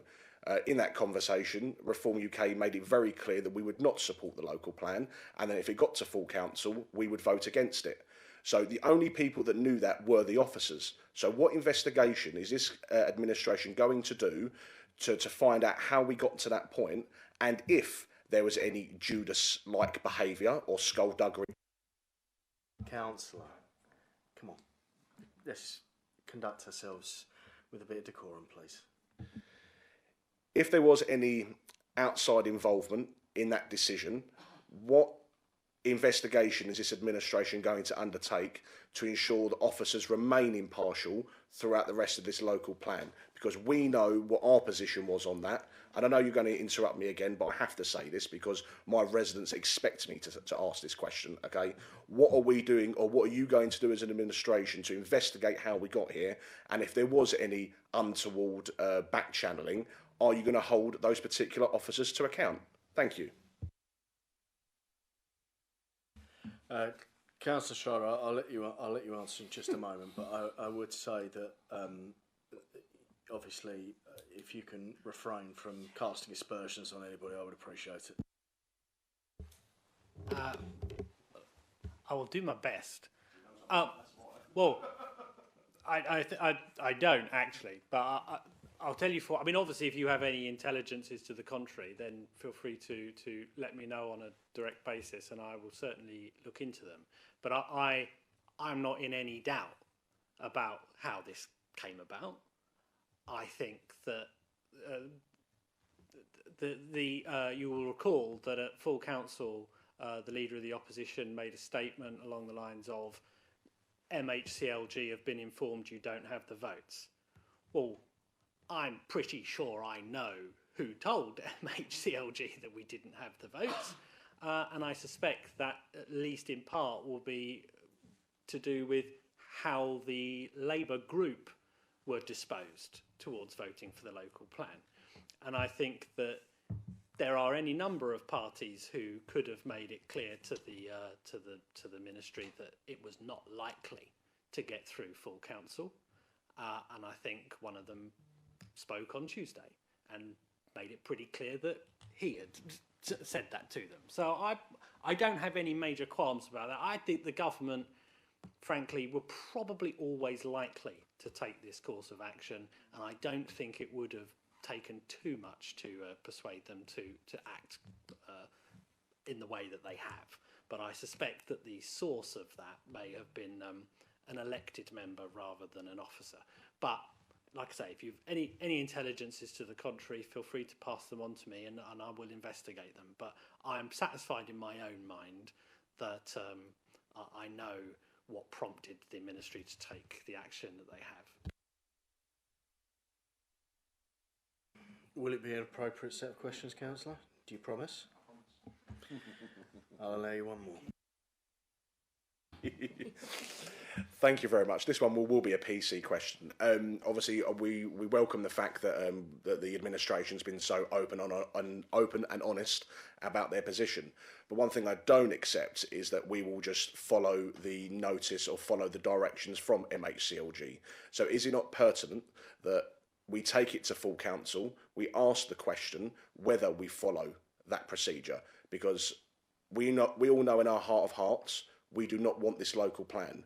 So why do we not do the best by our residents and take it to full council, ask the question, do we follow the procedure with MHCLG, or do we go out and we die on our shield?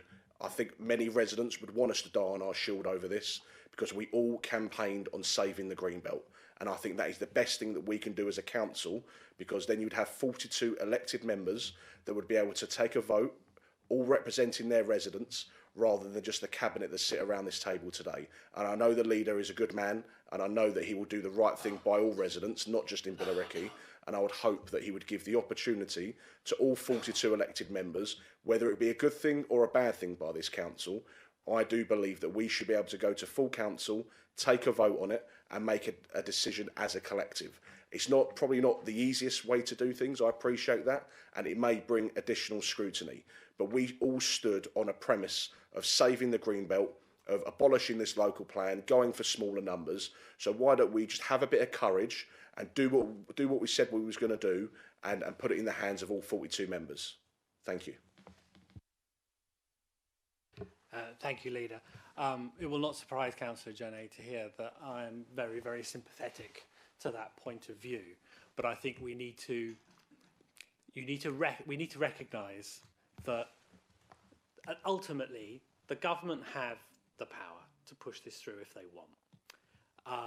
And I think that were we to do that, it would simply precipitate a much more direct, much more invasive form of intervention that I do not personally believe would be in the best interest of our residents or of this council.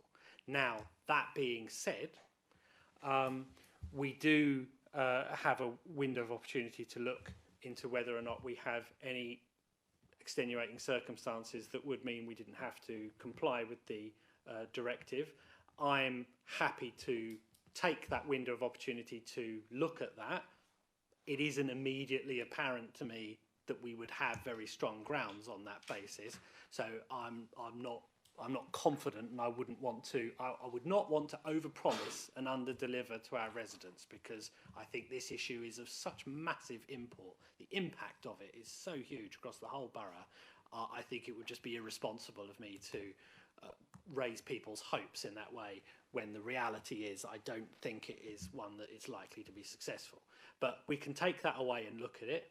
In terms of whether there's any benefit in taking an item to full council in any event and having a confirmatory vote like we would have done had we been able to progress it on our own backs, that may be something that we wish to consider. Certainly members who served on planning for a while will be aware that, you know, occasionally you get applications that come forward and then they go to appeal straight away for non-determination, and the committee meets anyway to have a debate and to then determine how they would have voted had they been allowed to.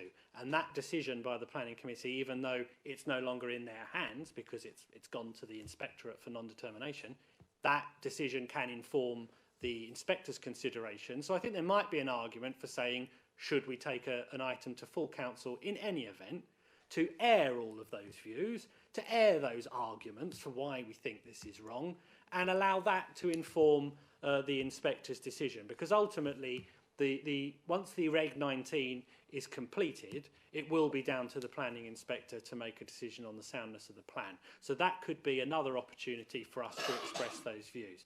But I think that, in all honesty, at this point, the die is cast. The minister has clear powers under legislation to force us to take this action.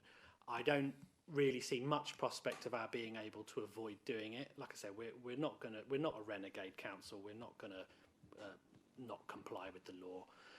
So I think our best option at that point will be to engage as robustly with that Regulation 19 consultation as we can, because we all know that this plan is not going to be in the best interest of our residents. But ultimately, the government have always had the power to force our hands. And I said to my colleague, Councillor Moore, who of course was my predecessor in this role for many, many years, who's obviously dodged a bullet because now here I am, I've barely got my fingerprints on it and the government have taken it off me. I said to him the other day, even when this process first started in 2014, I always felt that this was the inevitable outcome, because the government ultimately want what they want, and they have the power to force it through, and they don't really care what local communities want. That's why this whole thing, in my opinion, has always been such a charade, ultimately, because we have a highly centralised planning system that is going to absurd lengths to pretend that it is locally led and believes in local decision making, when every single step, certainly, you know, if you look at the recent legislation, the Planning and Infrastructure Act, etc., every step they take is designed to increase that centralised power, to dilute the voice of the residents, to make it harder and harder for elected members to stand up for their residents, to resist overdevelopment. And that has been the direction of travel. And until we do something about that, we were always going to be snookered. I might move the debate on, I think, and come back to you later if that's all right, Councillor Janat. I think and I agree with what Councillor Schrader has said. I think the other point we do have to factor in here is the fact that we've had a best value letter. Yes. And I think if we were to decide to declare UDI, to effectively go rogue on an instruction like this, there will be only one result, which will be commissioners. And you will lose all local decision making. At the moment, we've lost local decision making on the local plan, which is frustrating, and it's It's not fair in my view. It's a betrayal of our residents. But our residents have still got, you know, they can decide the financial decisions this council makes via the democratic process. They can decide all the other things this council does outside of the local planning process. And don't forget, we've still got a planning committee. You know, so we still have, albeit with the government's plans down the line, but we still have, I say, if we were to essentially unilaterally declare that we were not going to conform to this instruction from government, then we will be intervened on fully. We will have commissioners, and all of the local decision making that we have will be compromised. So I think, you know, whilst it may appear to be tempting to do it, it would be an absolute disaster for this council, and it would be a disaster for our residents, because I despite everything, I still believe that the decisions about this borough's future should be taken by the people that are elected by the residents of this borough. I'll come back to you, Councillor Janay, but I will take a question from Councillor Brodman. Yeah, I'd like to say that I've actually gone up against the planning inspector for an appeal for the block of flats in Wickford, and it wasn't a particularly nice experience, and I felt sick to death when we lost it. Now, on Tuesday morning when I woke up and I heard who was the minister, first thing I thought was, oh, here we go, we're done for, you know. And my feeling is, as much as I'd like to see my colleague here walking about in a skirt, like, because he likes a dressing gown normally, don't he? And take it. You wanted to wear it as well. So I did, but it'd be too long for me. Right, so bottom line is, you'd look good in a kilt, yeah, but you're not William Wallace, and you're not going to shout round, go round. Councillor Brodman, let's stick to the point, please. Yeah, right. So I know. Right. So what I'm thinking of, where I'm going with this is, if we do what Sam's saying, or get up and protest or whatever you want to do, is would this person, this minister, this person, I can't say what I think, double the figures out of viciousness? That's it. She could take revenge on us, and that is my absolute fear. So, could it be done? I don't know. Would she be that nasty? Yeah, probably. Councillor Sharana. Your mic is on, Leader. No. You would like to think not, but as my colleagues just reminded me, one of the consequences that fell upon Castle Point was a large increase in their numbers. So I wouldn't rule it out. No. If I can just give some encouragement, though, I appreciate you had a negative experience with the planning inspector. I went through a very similar process with the Potash Road development. I only just got in as well because I'd been ill for most of the time they were doing the hearings. But fortunately, the inspector was very kind and he let me come in on literally the last day that they were doing the hearing. I joined via Zoom and we won that appeal. So I'm not a complete cynic about the system. I think my cynicism comes from the fact that the planning inspector, like all the planning officers, the whole system is all hemmed in by what's in the National Planning Policy Framework, and every time we get a new version of the NPPF, it's slightly worse. It's slightly more of a developer's charter. There's slightly less protections for the Greenbelt, less avenues for residents and councillors to stand up for sound decision making. But what I would say to you is, ultimately, when all these decisions fall down to a decision by one person who is interpreting these rules, there is an opportunity. There is still an opportunity for residents, councillors, other interested parties to really marshal their arguments, make the strongest possible representations, which is what we're all elected to do, and persuade, convince someone that actually, no, this is wrong, it's not going to work, and these are the reasons why. And, you know, we went into that, I went into that process with no great expectation that we would win, but we did. So I still think I'm not prepared to throw in the towel just yet and say, oh, well, it's all for naught. the government are going to get what they want, and I'm just going to sit back and, you know, have my tummy tickled. I'm going to go down swinging, and I will make the strongest arguments that I can muster for why I think this plan is wrong. That maybe it's naive, that I'm going to trust in the process, but I think what other choice have we but to make the strongest possible representations on behalf of the people that we are here to serve. Yeah, I think the point is that there is the Reg 19, and we know that is obviously you know, a process that's sometimes seen as something of a formality, but there is the Reg 19, and we will have the opportunity, and this council will certainly make you know, representations in the strongest possible terms during that process. I'm going to take Councillor Baggott, then I'll come back to you, Councillor Genet, and then I'll take Councillor Sargent. Thank you, Leader. Well, of course, we've got a new Prime Minister, Andy Burnham, who's done a lot of talk and saying the right things, but here's an opportunity for him to do the right thing, because he does have the ability, should he be so motivated, to actually step in and countermand a minister if he wanted to. And what I'm going to say now, some of it I'm sure I'm going to go into dodgy ground, and I apologise in advance, Leader. But it's for those folk that are at home thinking about their response to Regulation 19, because that is a more technical response than the Regulation 18, so it does know people that know their onions sort of thing. And of course, after the Regulation 19, in theory, we should have an examination in public. And that's another opportunity for the public or members to actually express what their views are and hopefully be listened to. And there we rely upon Councillor Schrader's faith in the system and the process to actually see us through on that. But I think it's really important to compare and contrast why this regulation, why this particular local plan is so bad, and why we would have probably been very, very difficult and loath to have seen it through.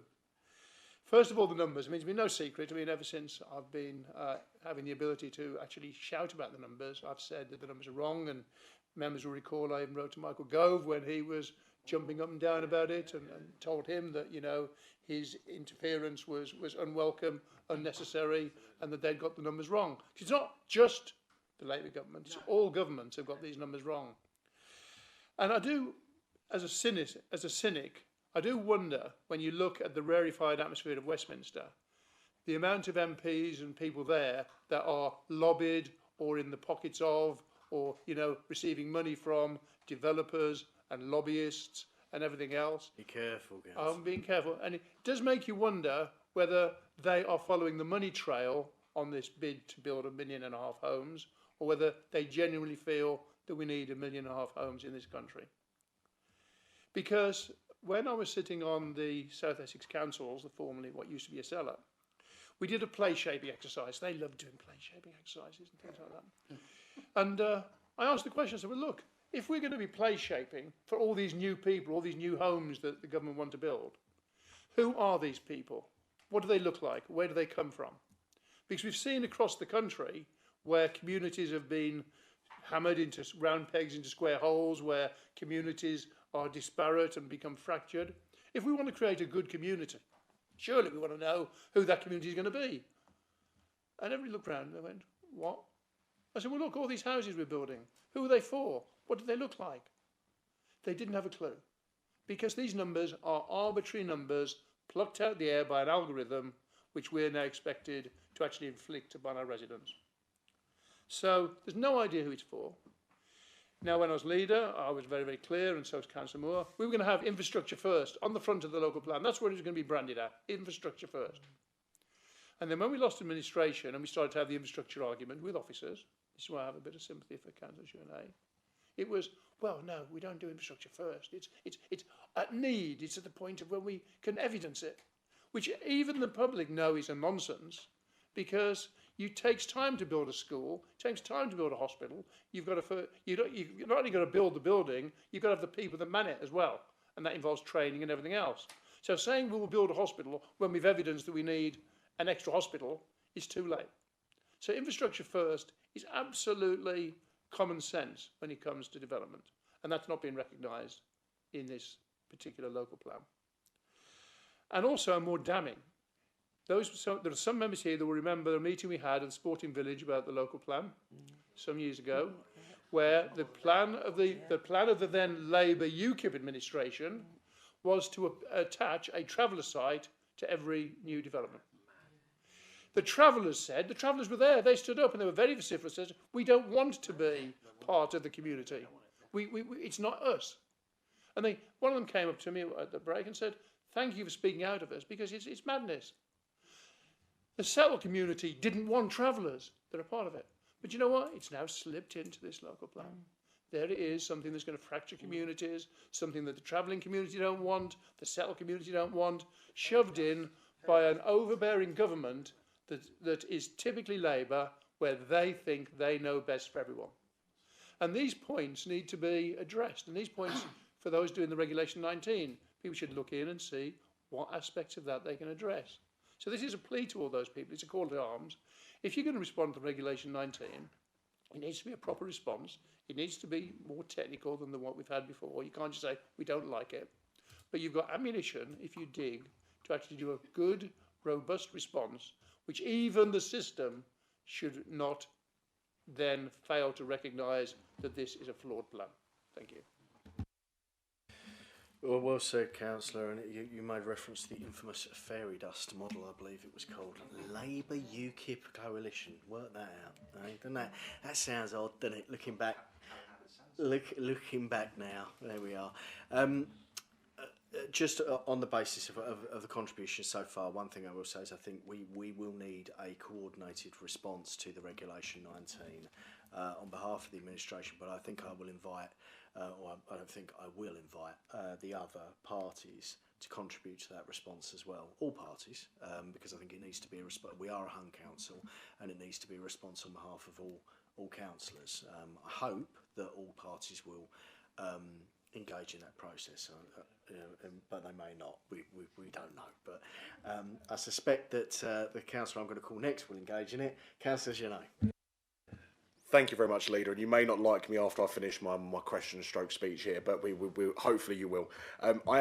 I have shared with you, and it is in my possession, a letter from 2018 from then the Right Honourable Sajid Javid, who sent a letter to Gavin Callaghan, which was exactly the same letter that this council received just last week. We're currently sitting, where are we? 7-8 years on, okay? And the government did not force a local plan on this particular council. Now, we only have to go back to last year, I say last year, the previous municipal year where we were fighting the elections, okay? The previous Labour administration, despite being told that no elections are not going ahead, they did everything they could to cancel election. Now we find a new administration in charge who are being told, no, there's nothing you can do about the local plan, and it almost feels like you're going down the same slippery slope, where you're not prepared to push back against government, and I have a lot of affection for many of your members because they are good people, but I know in their heart of hearts that they will want to take this to a full council or an extraordinary meeting. So I'd like to invite all members, including Eunice Brockman, leader of the Wickford Independents, to, thank you, what a lovely woman, to join Reform UK in signing an extraordinary council requisition to go to a full council to make a decision on this. We can have it the day before the day we're meant to submit our response, but I truly do believe that this is something that we do together. We have the courage as 42 elected members to stand up against government, and I think that's what our residents are expecting us to do. If we're just going to roll over, like Labour rolled over last year after being directed by Sir Keir Starmer to ensure that elections didn't go ahead, I think it is within our power, and I think we should have the courage to be able to push back. And yes, there is the concerns of intervention, but we should never put democracy before intervention. And I know there are great people on this cabinet and amongst the rest of the council that would want to support this going to an extraordinary meeting or a full council. So I understand your perspective, and I know it's a very politically it could be politically damaging for your administration. I get it. I truly do get it. But I think when we're talking about representing our residents, our 190,000 residents when we all have such strong opinions about what the current local plan entails. I think we should do that. Now, if the options are we do the local plan or we try and fight the local plan but still end up with the local plan, I think we should fight for it at least. That's in our power. And I know many people are sitting here today probably thinking in their heart of hearts it's the best thing to do and the right thing to do.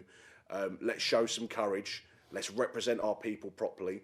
Let's take this to an extraordinary council or a full council before the date is meant to be submitted, and let's do the right thing.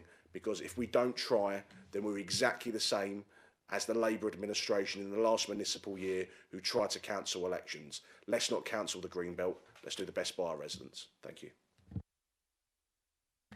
Yeah, thanks. I mean, I'm certainly quite happy for us to discuss it at full council. I think that's sensible, and we've talked about the fact that I think we need to send as clear a message as we possibly can. I am very candidly, I think that not complying with this minister's instruction would be reckless in the extreme, given that we are under special measure, under observation. I think we talk about local democracy, and I agree with you, but I think if we would potentially lose all local democracy if we did that. With regards to the letter, the letter was a threat to intervene rather than this letter, which is a clear instruction. It is different, and also it's worth noting that administration did pass. They did get that local plan through. I remember that meeting, 4 o'clock in the morning, I believe it finished in the sporting village, but they did get that local plan through the council.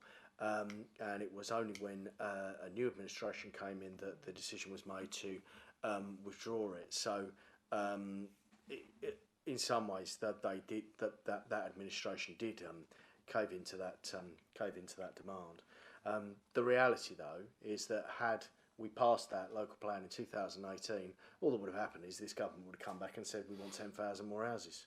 So it doesn't make an awful lot of difference because many other areas have found that, and that's why various councils across Essex are kicking off, because they've been they've done what's perceived as being the right thing by passing their local plan, and they've still been screwed over by the government. So it's a bit of a nightmare. But I'm perfectly happy. I think that we need to take a multi-pronged approach to this. I think we need to engage with the Regulation 19 and do it in a way that means that, as Councillor Baggott suggested, we get a proper response that involves as many political parties as possible and sends a clear message, and we may well be able to mitigate some of the more extreme issues within this local plan. Councillor Schrader has done a good job in mitigating some of them already, to be frank, because the version that is going forward is the version that at least has gone through, at least was due to go through Cabinet tonight. So we at least have managed to remove some of the absolutely egregious developments, and we know that has had a tangible effect, because the result of the removal of those developments has meant that the Labour Party have withdrawn their support from this plan. So clearly it was doing something right, albeit we didn't feel that it was anywhere near enough for us or indeed other groups to support it. With regards to the council, I'm quite happy to do. I'm quite happy to make sure that it's covered off in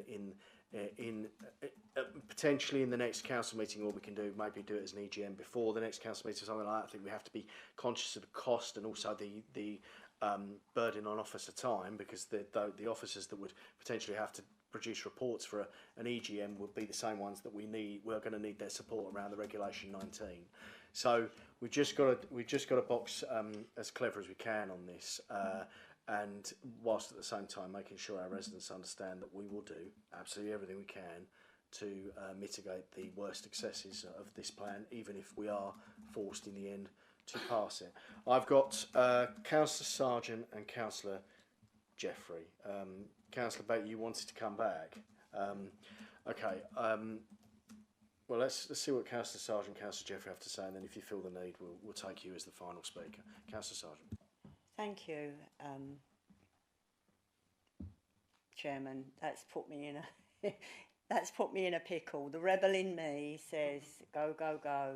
But there are times, I know, Councillor, but there are times, Leader, when we have got to really understand. We did that.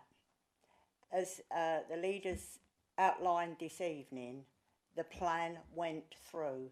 And it was only at that Sporting Village meeting that I actually put in an amendment on the Benson's Farm application. So when we took administration, we were able to delete those policies within the local plan that had been put in. But I always told the residents, never say never. And what happened last year, Councillor Callaghan, who put it in the first place, he put it in again. And it's been agreed at the council. So that doesn't, and I'm not basing my comments this evening on that, but it's got to be part of it, because we actually, in the end, withdrew the plan, and we have suffered. When I say we've suffered, we've borne it because it's what we wanted to do. We felt it was the right thing at the time to withdraw that plan. We've had it thrown back at us since that time. None of this administration sitting here agree with this.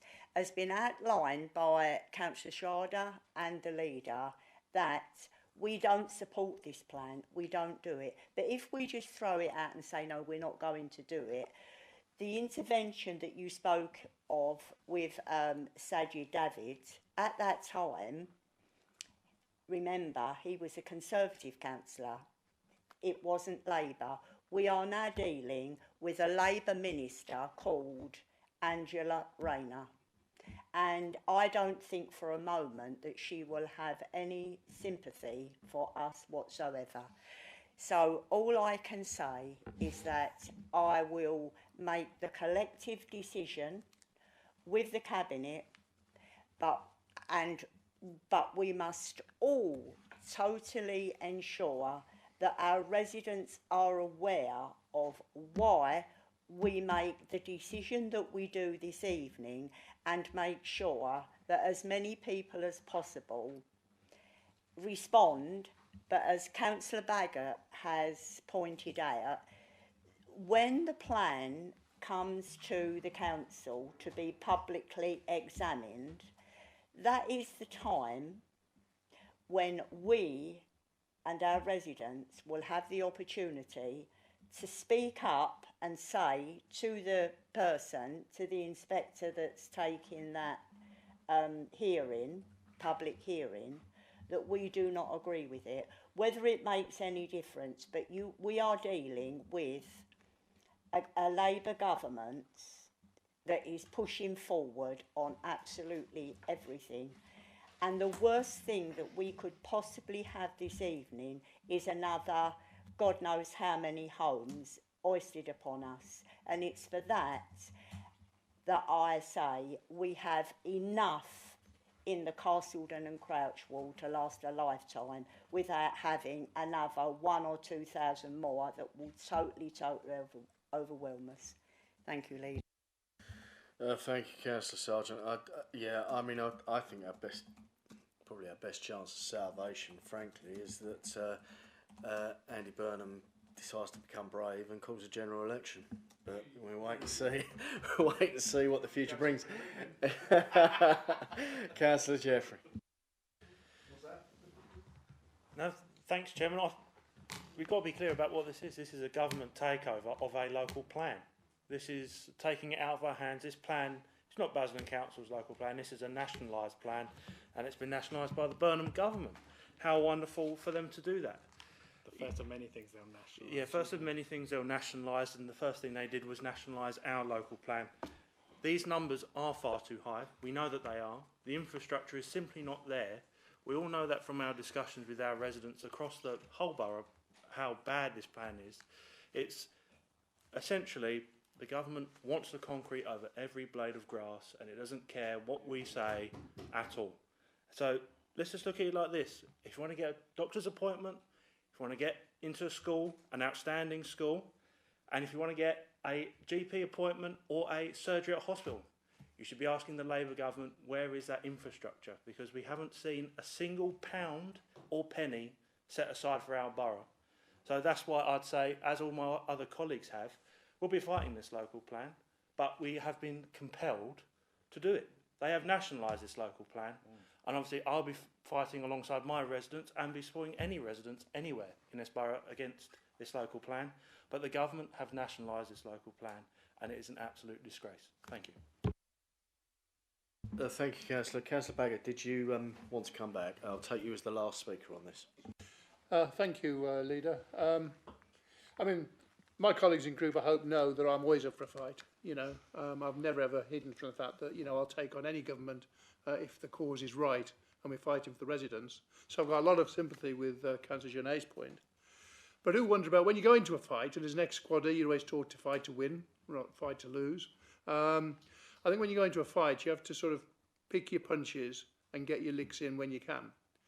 And picking up on the leader's point earlier, I just wonder whether or not being knee-jerk now and actually calling an emergency council meeting and putting us at risk of intervention and looking like we're a bad egg and bad actor in the sphere of local government is the right thing to do, when what we could do is wait for the Regulation 19 information to come in so that we've got the weight of the public opinion behind what we're saying, so we can have a meaningful then debate at council, backed up by the evidence of what our residents, who we say we're fighting for, have said they want. And I think that might be a more powerful way of approaching it. Thank you.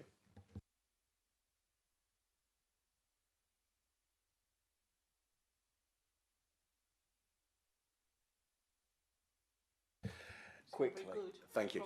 It will be a very good question. So I do welcome what Councillor Baggott said, and I think that is a good point. He does make a valid, you know, it's a very valid point. But what I was going to ask is, if this, after the Section 19 has been done, we've got that feedback, and we go to full council, okay, and then we decide on the local plan, is the administration going to back that local plan? Or, for example, say, for example, we vote against it, and the local plan gets thrown out at that point, are you still concerned there's going to be intervention? I mean, I'll answer that. I mean, obviously, if it goes through Section 19 successfully, then it effectively becomes the local plan. We won't have a vote on it. Now, what I think Councillor Baggott is suggesting, and I think he's right to do it. And look, this is kind of a moving thing because it is relatively new, and bluntly, this is the first time really Cabinet have had a chance to discuss this. That's almost a live discussion within a Cabinet meeting. But what I would suggest the best way to approach this would be that, you're right, let's go through the Section 19. Let's listen to what residents say, because residents are going to say, well, you know, this site, that site, the other site. We take it to full council, taking what Councillor Sargent suggested, we can then amend the local plan to reflect what our residents actually are prepared to accept and what they want. That will then give us a degree, I think, of legitimacy that if we are able to get back control of the local plan at any point, and nothing's forever, then we can, you know, and obviously if, let's say, for example, in the vanishingly unlikely event that the next government is a reform government, based on what you said tonight, I will fully expect that the local plan will be given back to Basildon Council, and we will be given the opportunity to make those relevant changes. So, if that were to happen, then I think we would need a degree of legitimacy to do that, the same legitimacy we used to withdraw the local plan last time. And in fact, in the initial, we didn't withdraw it. What we did was we made changes to it that we were allowed to do because we were able to demonstrate that there was the amendments had been made. So I think if we're able to do that, then I think that is a sensible way to proceed. So I think we obviously need to discuss it across groups. We need to decide what the best way forward is, and once I'm back from Sunny Creek, I'll organise a meeting for us all, and we can sit down and we can go through what we want. But I think that is probably the best way to proceed at this time. So assuming everyone's comfortable with that, I'll effectively amend this to reflect that point. Okay. So obviously the recommendation of the Cabinet, we note the Secretary of State's letter as much as we dislike it. I do want to make that point around the avoidance of doubt. Council communications relating to the publication, consultation and submission of the local plan shall not state or imply that the administration, or indeed any other party for that matter, endorses the government imposed housing target, spatial strategy, site allocations or regulation 19 local plan itself, unless or until such a position is expressly adopted by the council, which appears to be vanishingly unlikely. So on that note, so we will consider that to be noted, okay, and we will move on. Whew. Right, next item is item 12. Are you done? Okay. Don't worry, folks, as the new Reform UK Basil and Billericay MP, I'll definitely lobby for us, don't you worry about that. I'm just going to wait for those that are leaving to leave.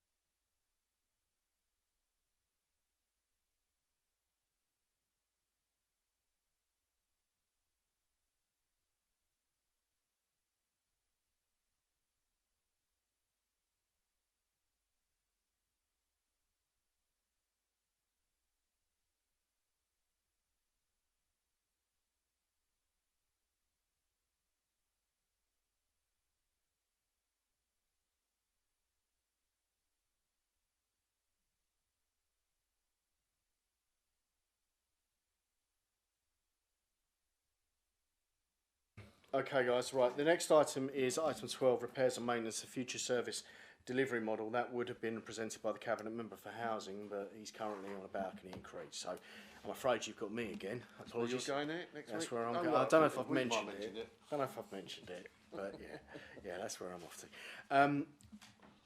to. So, you will all be aware of the absolute disaster that nearly befell this council last year when the previous administration, for reasons that I genuinely do not understand, decided to publicly attack their own housing repairs contractor, sack them, and then seemingly make no plan whatsoever to replace them. Yeah, in an act of self-harm that I genuinely cannot, I just cannot fathom what they were thinking with that. It was something that put this council at severe risk. It was I mean, when you consider what happened later on with the C4 rating, it just shows that, quite honestly, as they might have talked a good game on housing, the previous administration, but they were an utter and complete and total shambles. And as a result of that, we had to go back cap in hand to Morgan Sindall and ask them to extend the contract by another year.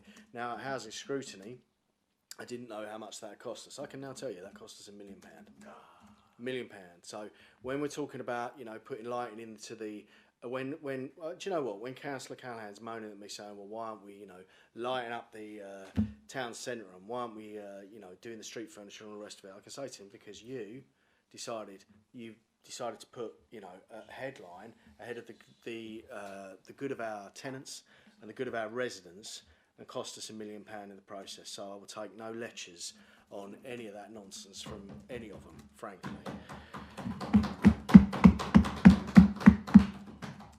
And for that reason, here we are in July.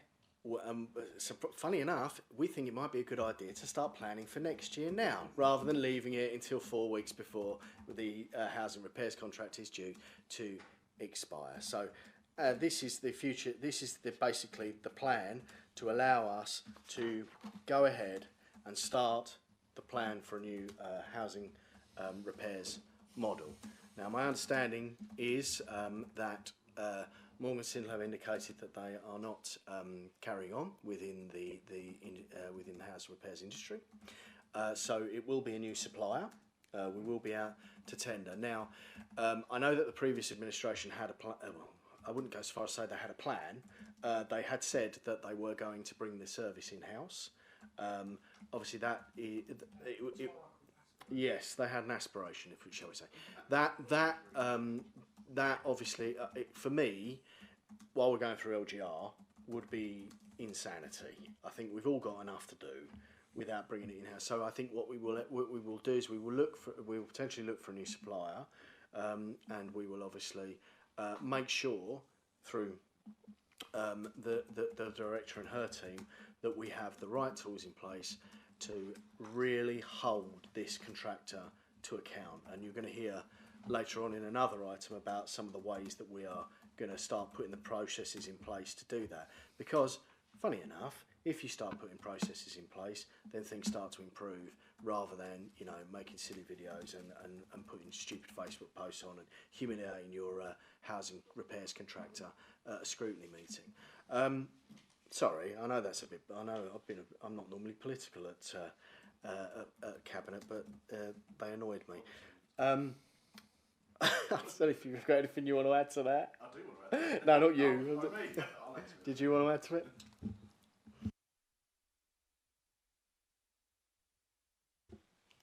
Thank you. Yes, so members will have had the paper today. So as the leader alluded to, we are planning to go out and do a procurement exercise to get a new repairs contractor. We are planning to do it slightly differently than our previous contract, and what we're planning to do is use a schedule of rates model rather than a price per property, because we think that will give us better value for money. What we're also going to do is we're going to have a number of contracts rather than just focusing on one main contractor, and that will give us an opportunity to vary the work accordingly. So to give you an example, if you know, one contractor is not doing as well as we should be doing, and we're in dispute with them, then that will give us the opportunity then to use other contractors. We've also got an opportunity in this to use local contractors. Of course, they will have had to go through the appropriate process in terms of due diligence, in terms of correct qualifications, skills, knowledge, health and safety certificates, and relevant compliance and accreditation, for example, if you fit fire doors. So there are a number of recommendations in this paper, and I will now refer back to the leader. Thank you very much. Councillor Genet, did you have any questions or comments? So thank you very much for your revelation today about the £1 million being the cost to this council. I think it would be ideal, or maybe recommended, that you let residents at home know how much the area committees cost us last year, and actually, are we safe to say that £1 million gross overspend because of his negligence towards his council basically cost us the area committees? Well, I mean, I obviously have a view of the area committees generally, but I certainly think you could argue that, you know, we would have had £1 million more to spend. I'm, for example, looking for a figure not far off that to facilitate the kind of street scene works that we need in the town centre. So, you know, I mean, there's so many different places where we could spend £1 million in this council. So many different things we could have done with it. It's really genuinely, there aren't many things that you know, everyone knows I'm a fairly laid back guy, but that just annoys me. It's such a criminal negligent waste of public money. It was completely unnecessary. It was a completely self-inflicted wound, and it should never have happened. And I would just say to, you know, residents, when you hear the Labour Party locally talking about, you know, how great that they were at this and how great they were at that, just keep in mind that, you know, they literally set fire to £1 million for nothing. They got nothing out of it whatsoever. What we ended up with was we had to extend a housing repairs contractor that, you know, a number of our residents weren't happy with. We've had a C4 rating. It really is an absolute disaster, and it should never ever have happened. Okay, Councillor Genet, and then I'll take everyone else. Yeah. Thank you very much. I do note in the report that we're going to spend £500,000 on consultants and support. Obviously, we'd like to know why we're spending that money, because I'm sure, as you probably know, residents, as soon as they hear the word consultants, hear Councillor Gavin Callaghan and his band of merry men.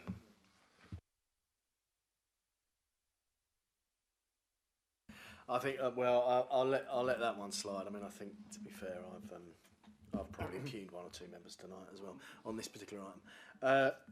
Did you want to come back on that? Thank you. So it's a maximum value of £500,000, and to make sure we've got the contract absolutely right, we need to engage with an organisation through the proper procurement process that will be able to scope out the contract and then develop that contract for us. And this is absolutely key, because if we don't get that right, we're going to be in a position where we won't be able to hold the contractor to account.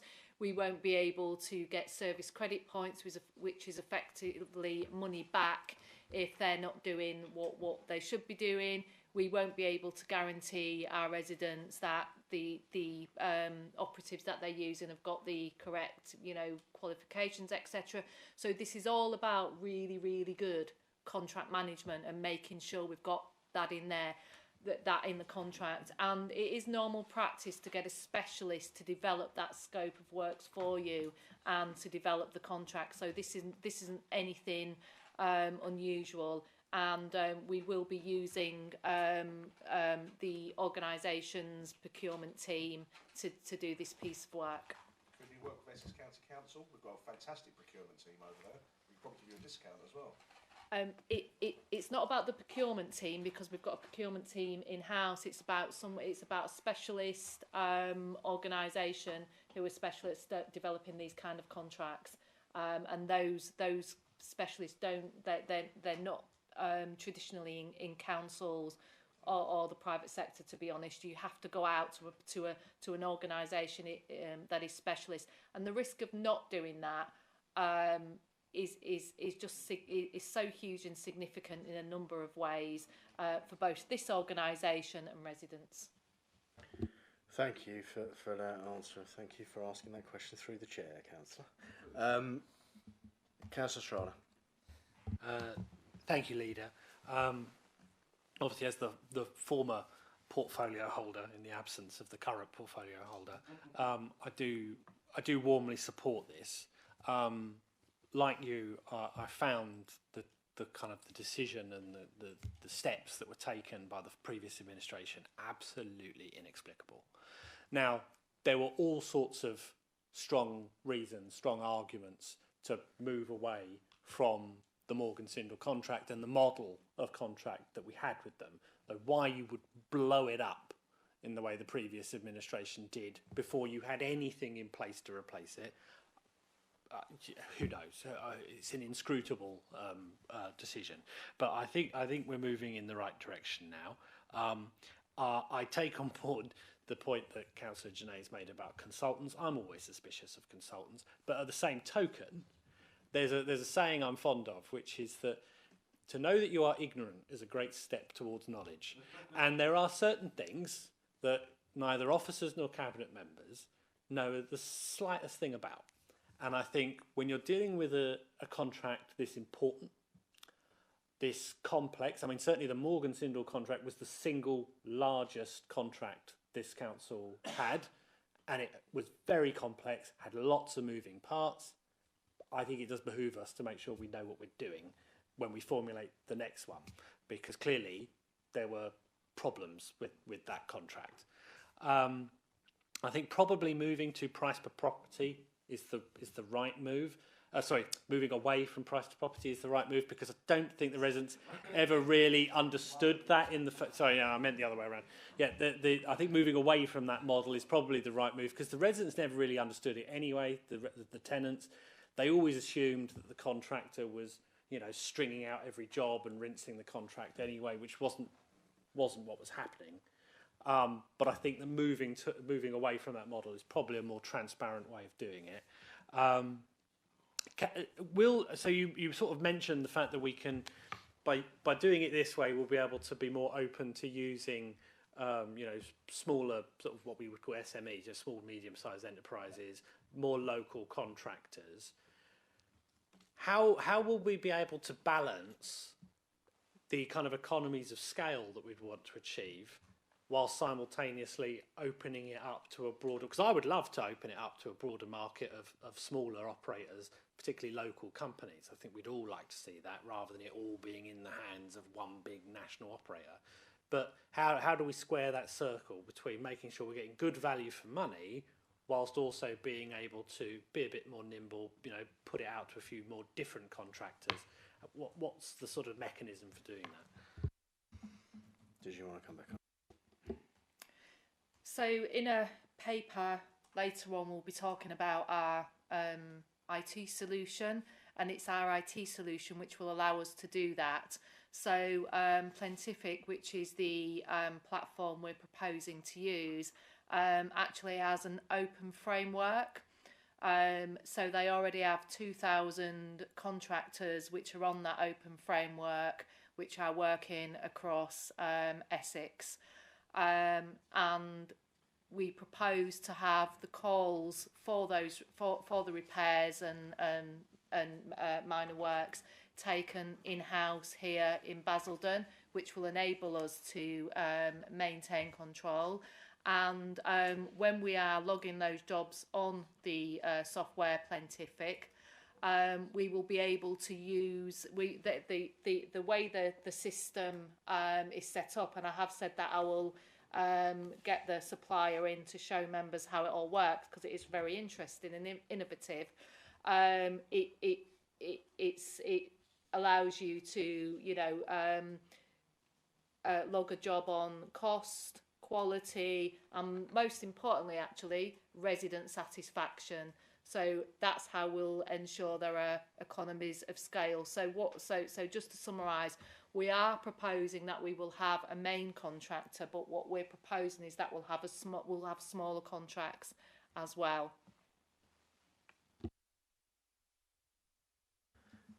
Go on then. Yeah. Sorry, I kind of got the bit between my teeth now. That's encouraging. No, thank you for that answer. I appreciate that. Can I also ask about, so again, during my tenure, we did a lot of work on damp and mould. We were doing a lot of work on trying to address that, particularly after the Awaab's law and all that stuff. So we were installing lots of, I think they were called switchy units. We were rolling them out. And then obviously we had the decarbonisation funding, which is not net zero stupid. That is about net stupid zero. That is about bringing down our tenants' energy bills by making their homes more energy efficient. What will the new systems, the new contracts, will they still be able to tap into those switchy units? And are we still, because obviously Morgan Sindall were rolling out the decarb funding works, will all that work still continue? So the decarbonisation work is ongoing, as I'm sure members are aware, and we still have some way to go. So we still have some capital funding which is in tune, and we need to carry on with that programme. So we are proposing, because some of the works are ongoing, that we will move those to another contractor, because what we don't want to do is have to give that money back. So that's what we're going to do with that. And should the government be minded to release any more funds, we will of course be putting a bid in for those. And we were already working on our planned programme, so we will be aware of what's needed, and we can have a spade ready scheme, so to speak.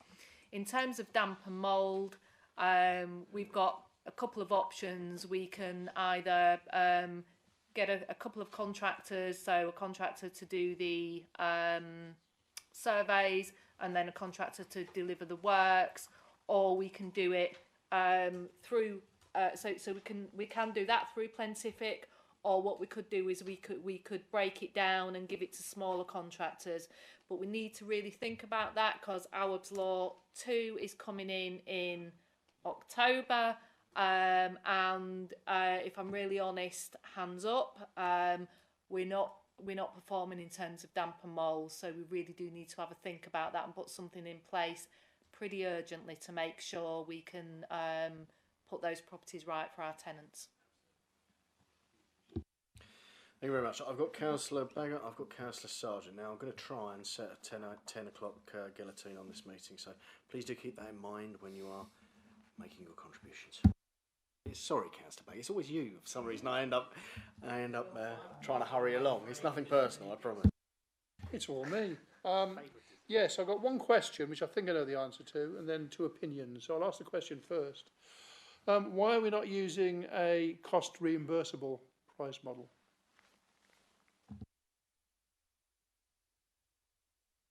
Do you mean in terms of shared profit?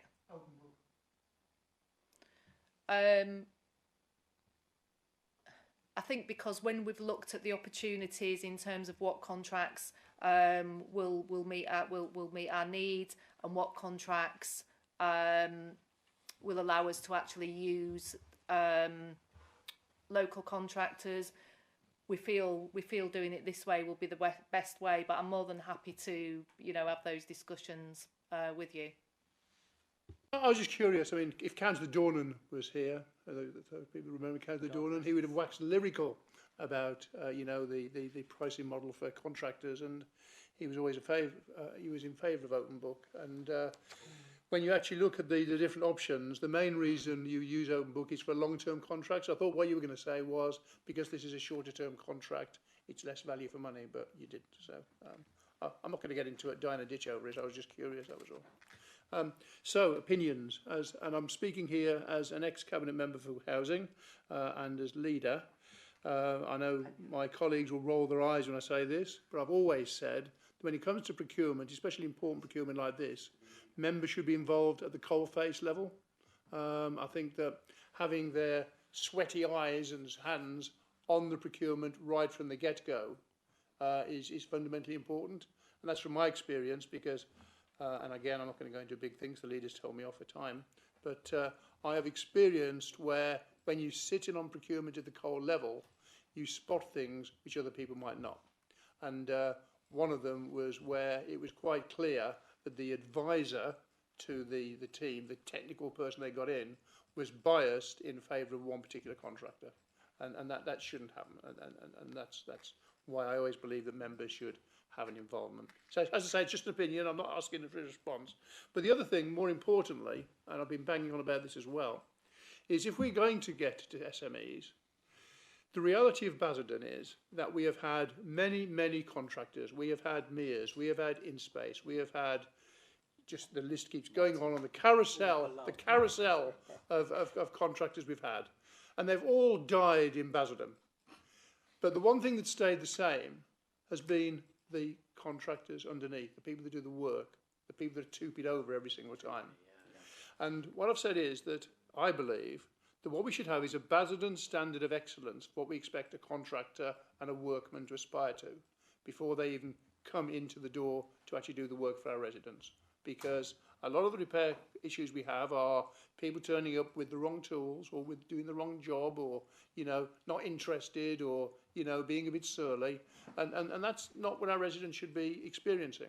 So I do think still that if we are moving down the road of having more SMEs, it would be incumbent upon us to consider having a Basildon standard of expectation so that A, we know what we're getting, but more importantly, if we did this and we knew that we've got really, really good electricians in the borough, you can tell your procurement to say, we don't want you to bring your own electricians in, thank you very much, we've got our good ones.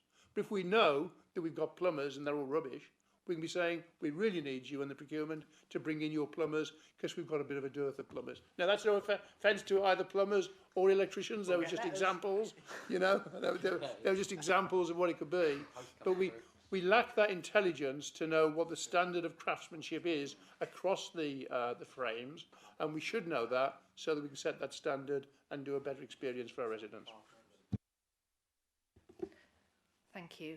Thank you, Councillor Baggott. First of all, thank you for your comments on procurement, and I just wanted to add, because my colleague David reminded me that residents, tenants should also be involved in procurement and any other decisions we make. So we will be involving them as well, and just in terms of excellence, we will be expecting excellence, and the team I will be getting in, because I've proposed a restructure. They will be managing that contract and all contractors and holding feet to the fire, and we will not be taking, we will not be accepting any poor workmanship. We will absolutely be all over it. And I have absolutely faith in the both of you to do that. Thank you very much, Councillor Sargent. As before, brevity is your friend. A minute. Yes, thank you, Chairman. I will say I've been very impressed this evening by our two housing colleagues, the director and the assistant director.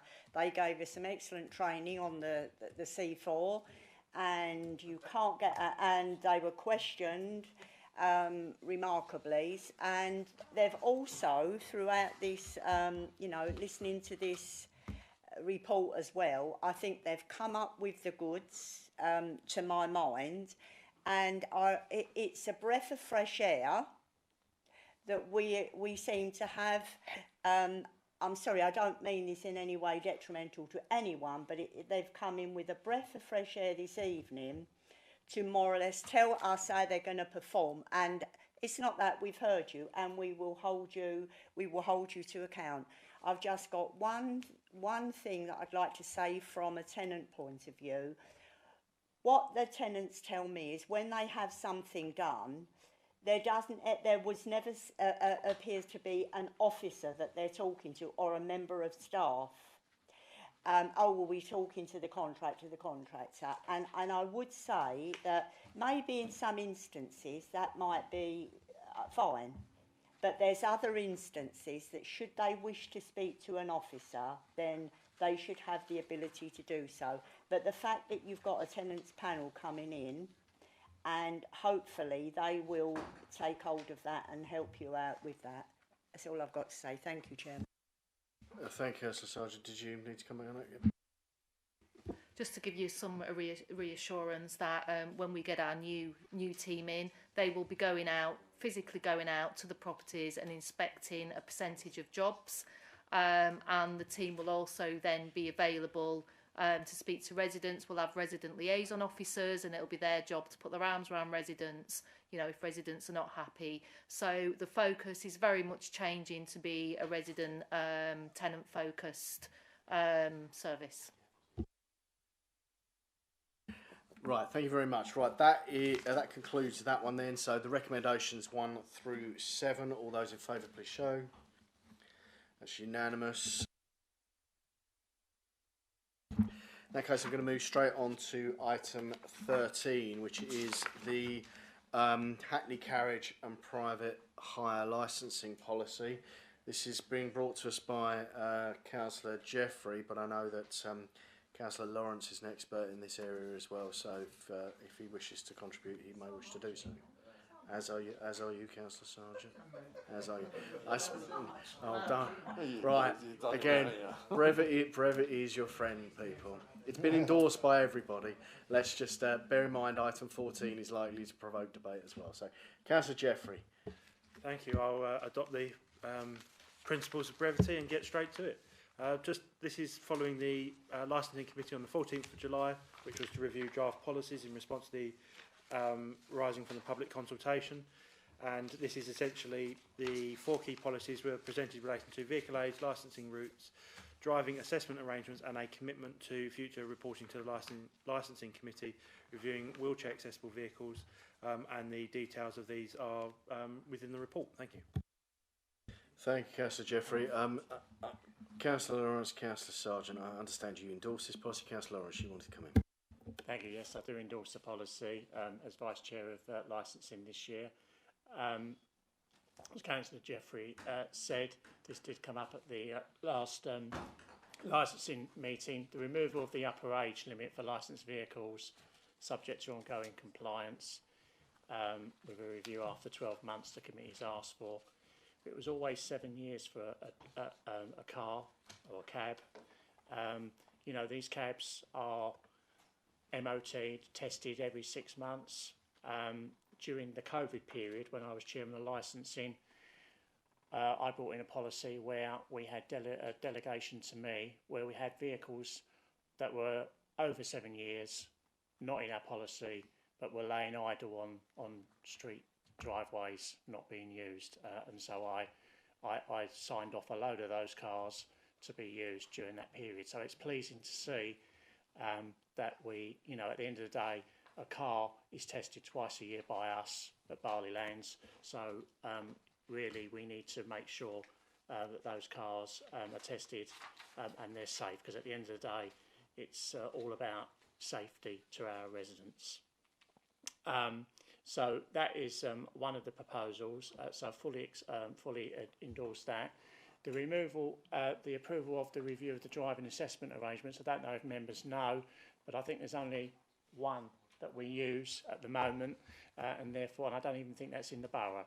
So I think that's welcomed about that, and also the dedicated report on the wheelchair accessible vehicle provision to be presented at our committee in December. There was another proposal about moving the, taking away the MAP test for private hire vehicle drivers, but that fell.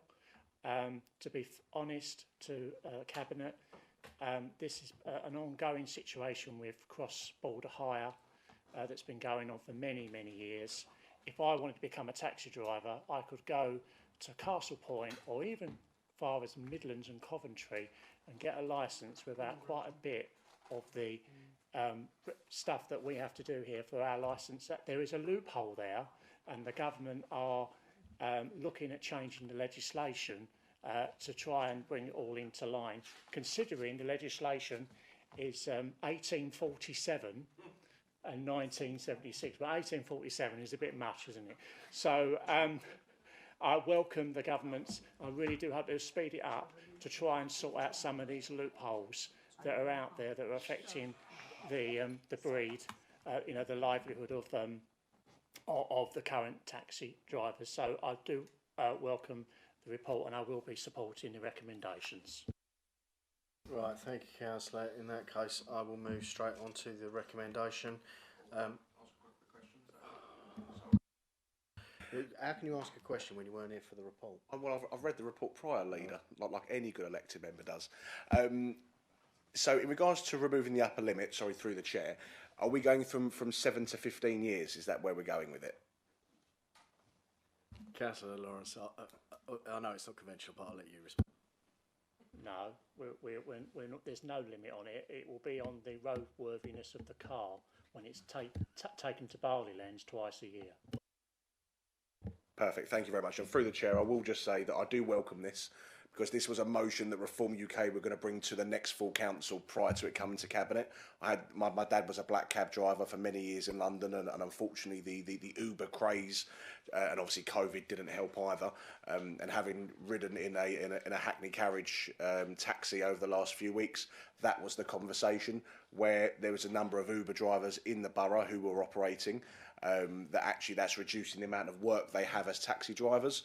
Which then leads to the point where they had to replace their car every 7 years. If they're spending £40,000 on a brand new vehicle, dividing that £40,000 up by 7, obviously you're looking at quite a substantial amount, and that eats into their profit margin. So I do welcome it, and I think Councillor Lawrence has done a fantastic job here.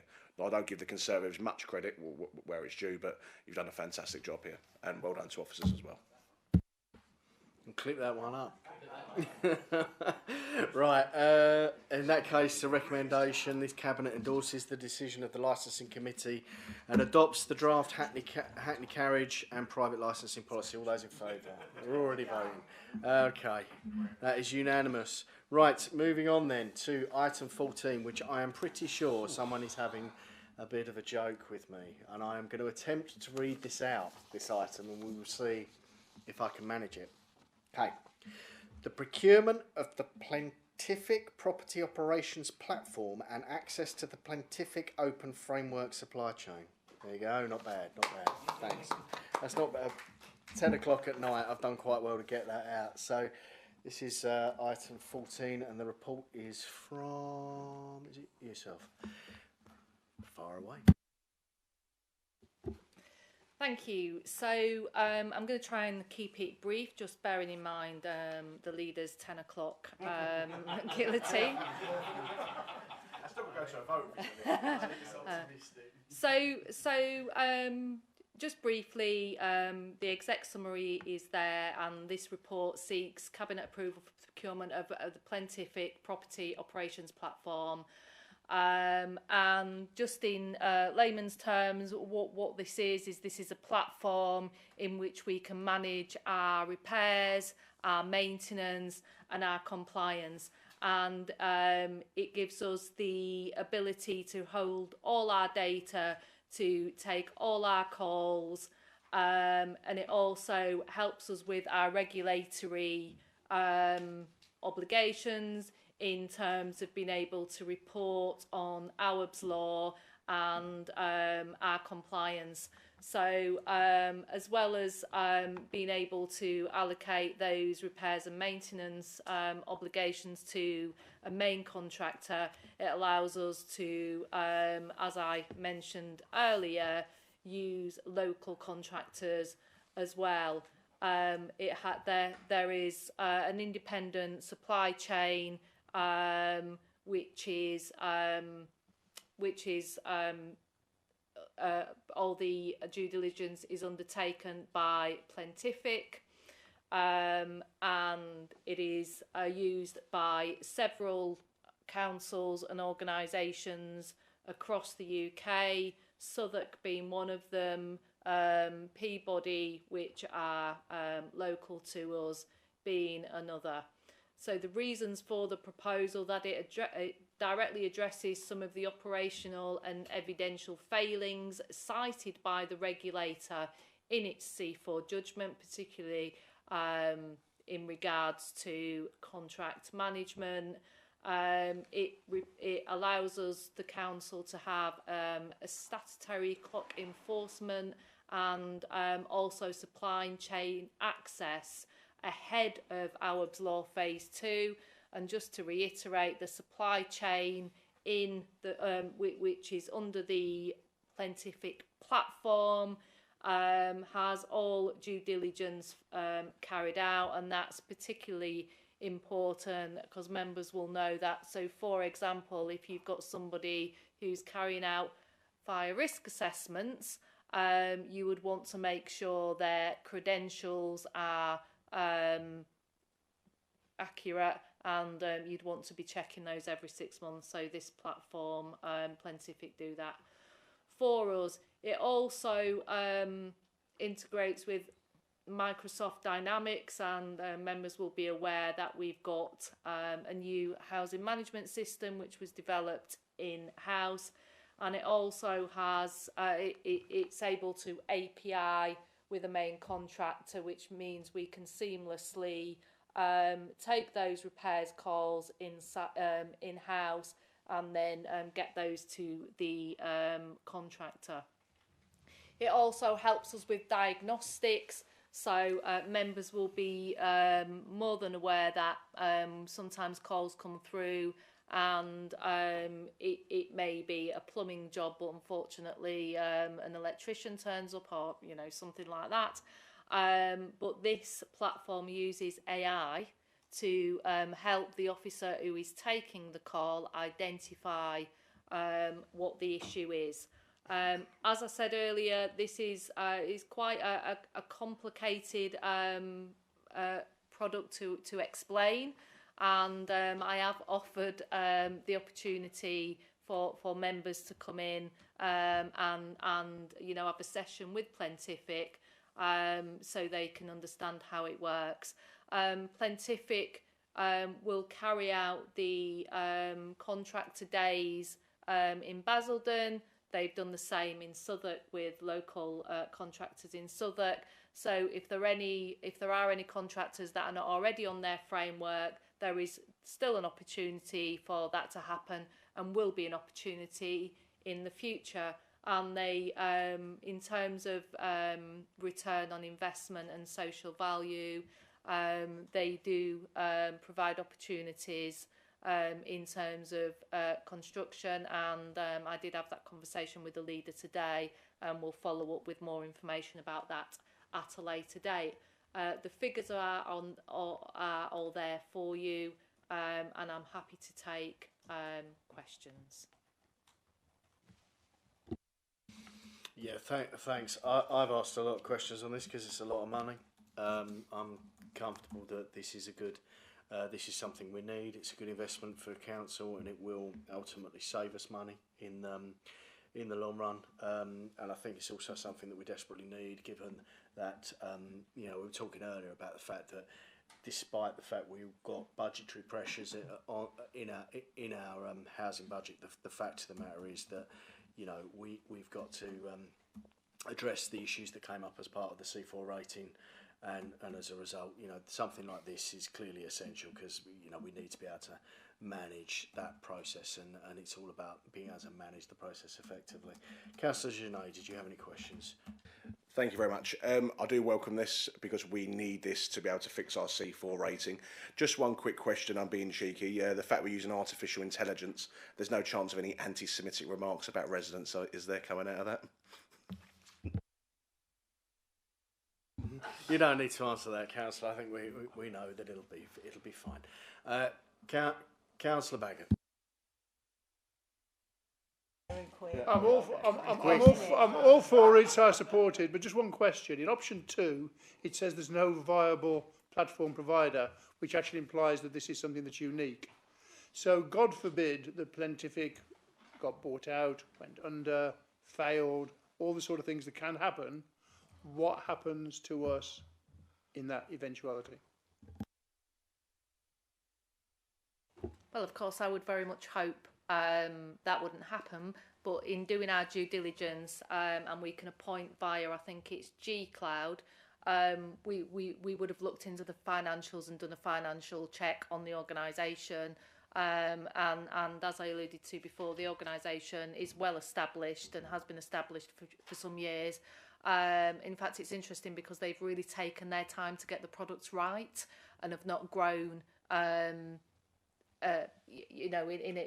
not grown really quickly. So what they do is they will only take clients on which they've got the resources in house to be able to manage, which is really positive for me as a professional, because that shows commitment from them to actually get it right. So due diligence has been carried out. I mean, respectfully, Woolworths were well established, but where are they now? So I suppose, do we have it as a red risk in the red risk register? It's not yet been agreed, so it's not in the red risk. It's not in the register yet. However, just to emphasise that the data in that system is our data. So should, for whatever reason, Plentific be no more, we own the data, which is always a challenge if you don't own the data. So in that respect, what we would have to do is parachute another platform in, but that would apply to any platform we bought. Thank you. Right, in that case, I'm going to move on to the recommendations 1 through 4. All those in favour? That's unanimous, and that's your lot. Good night. Thank you very much.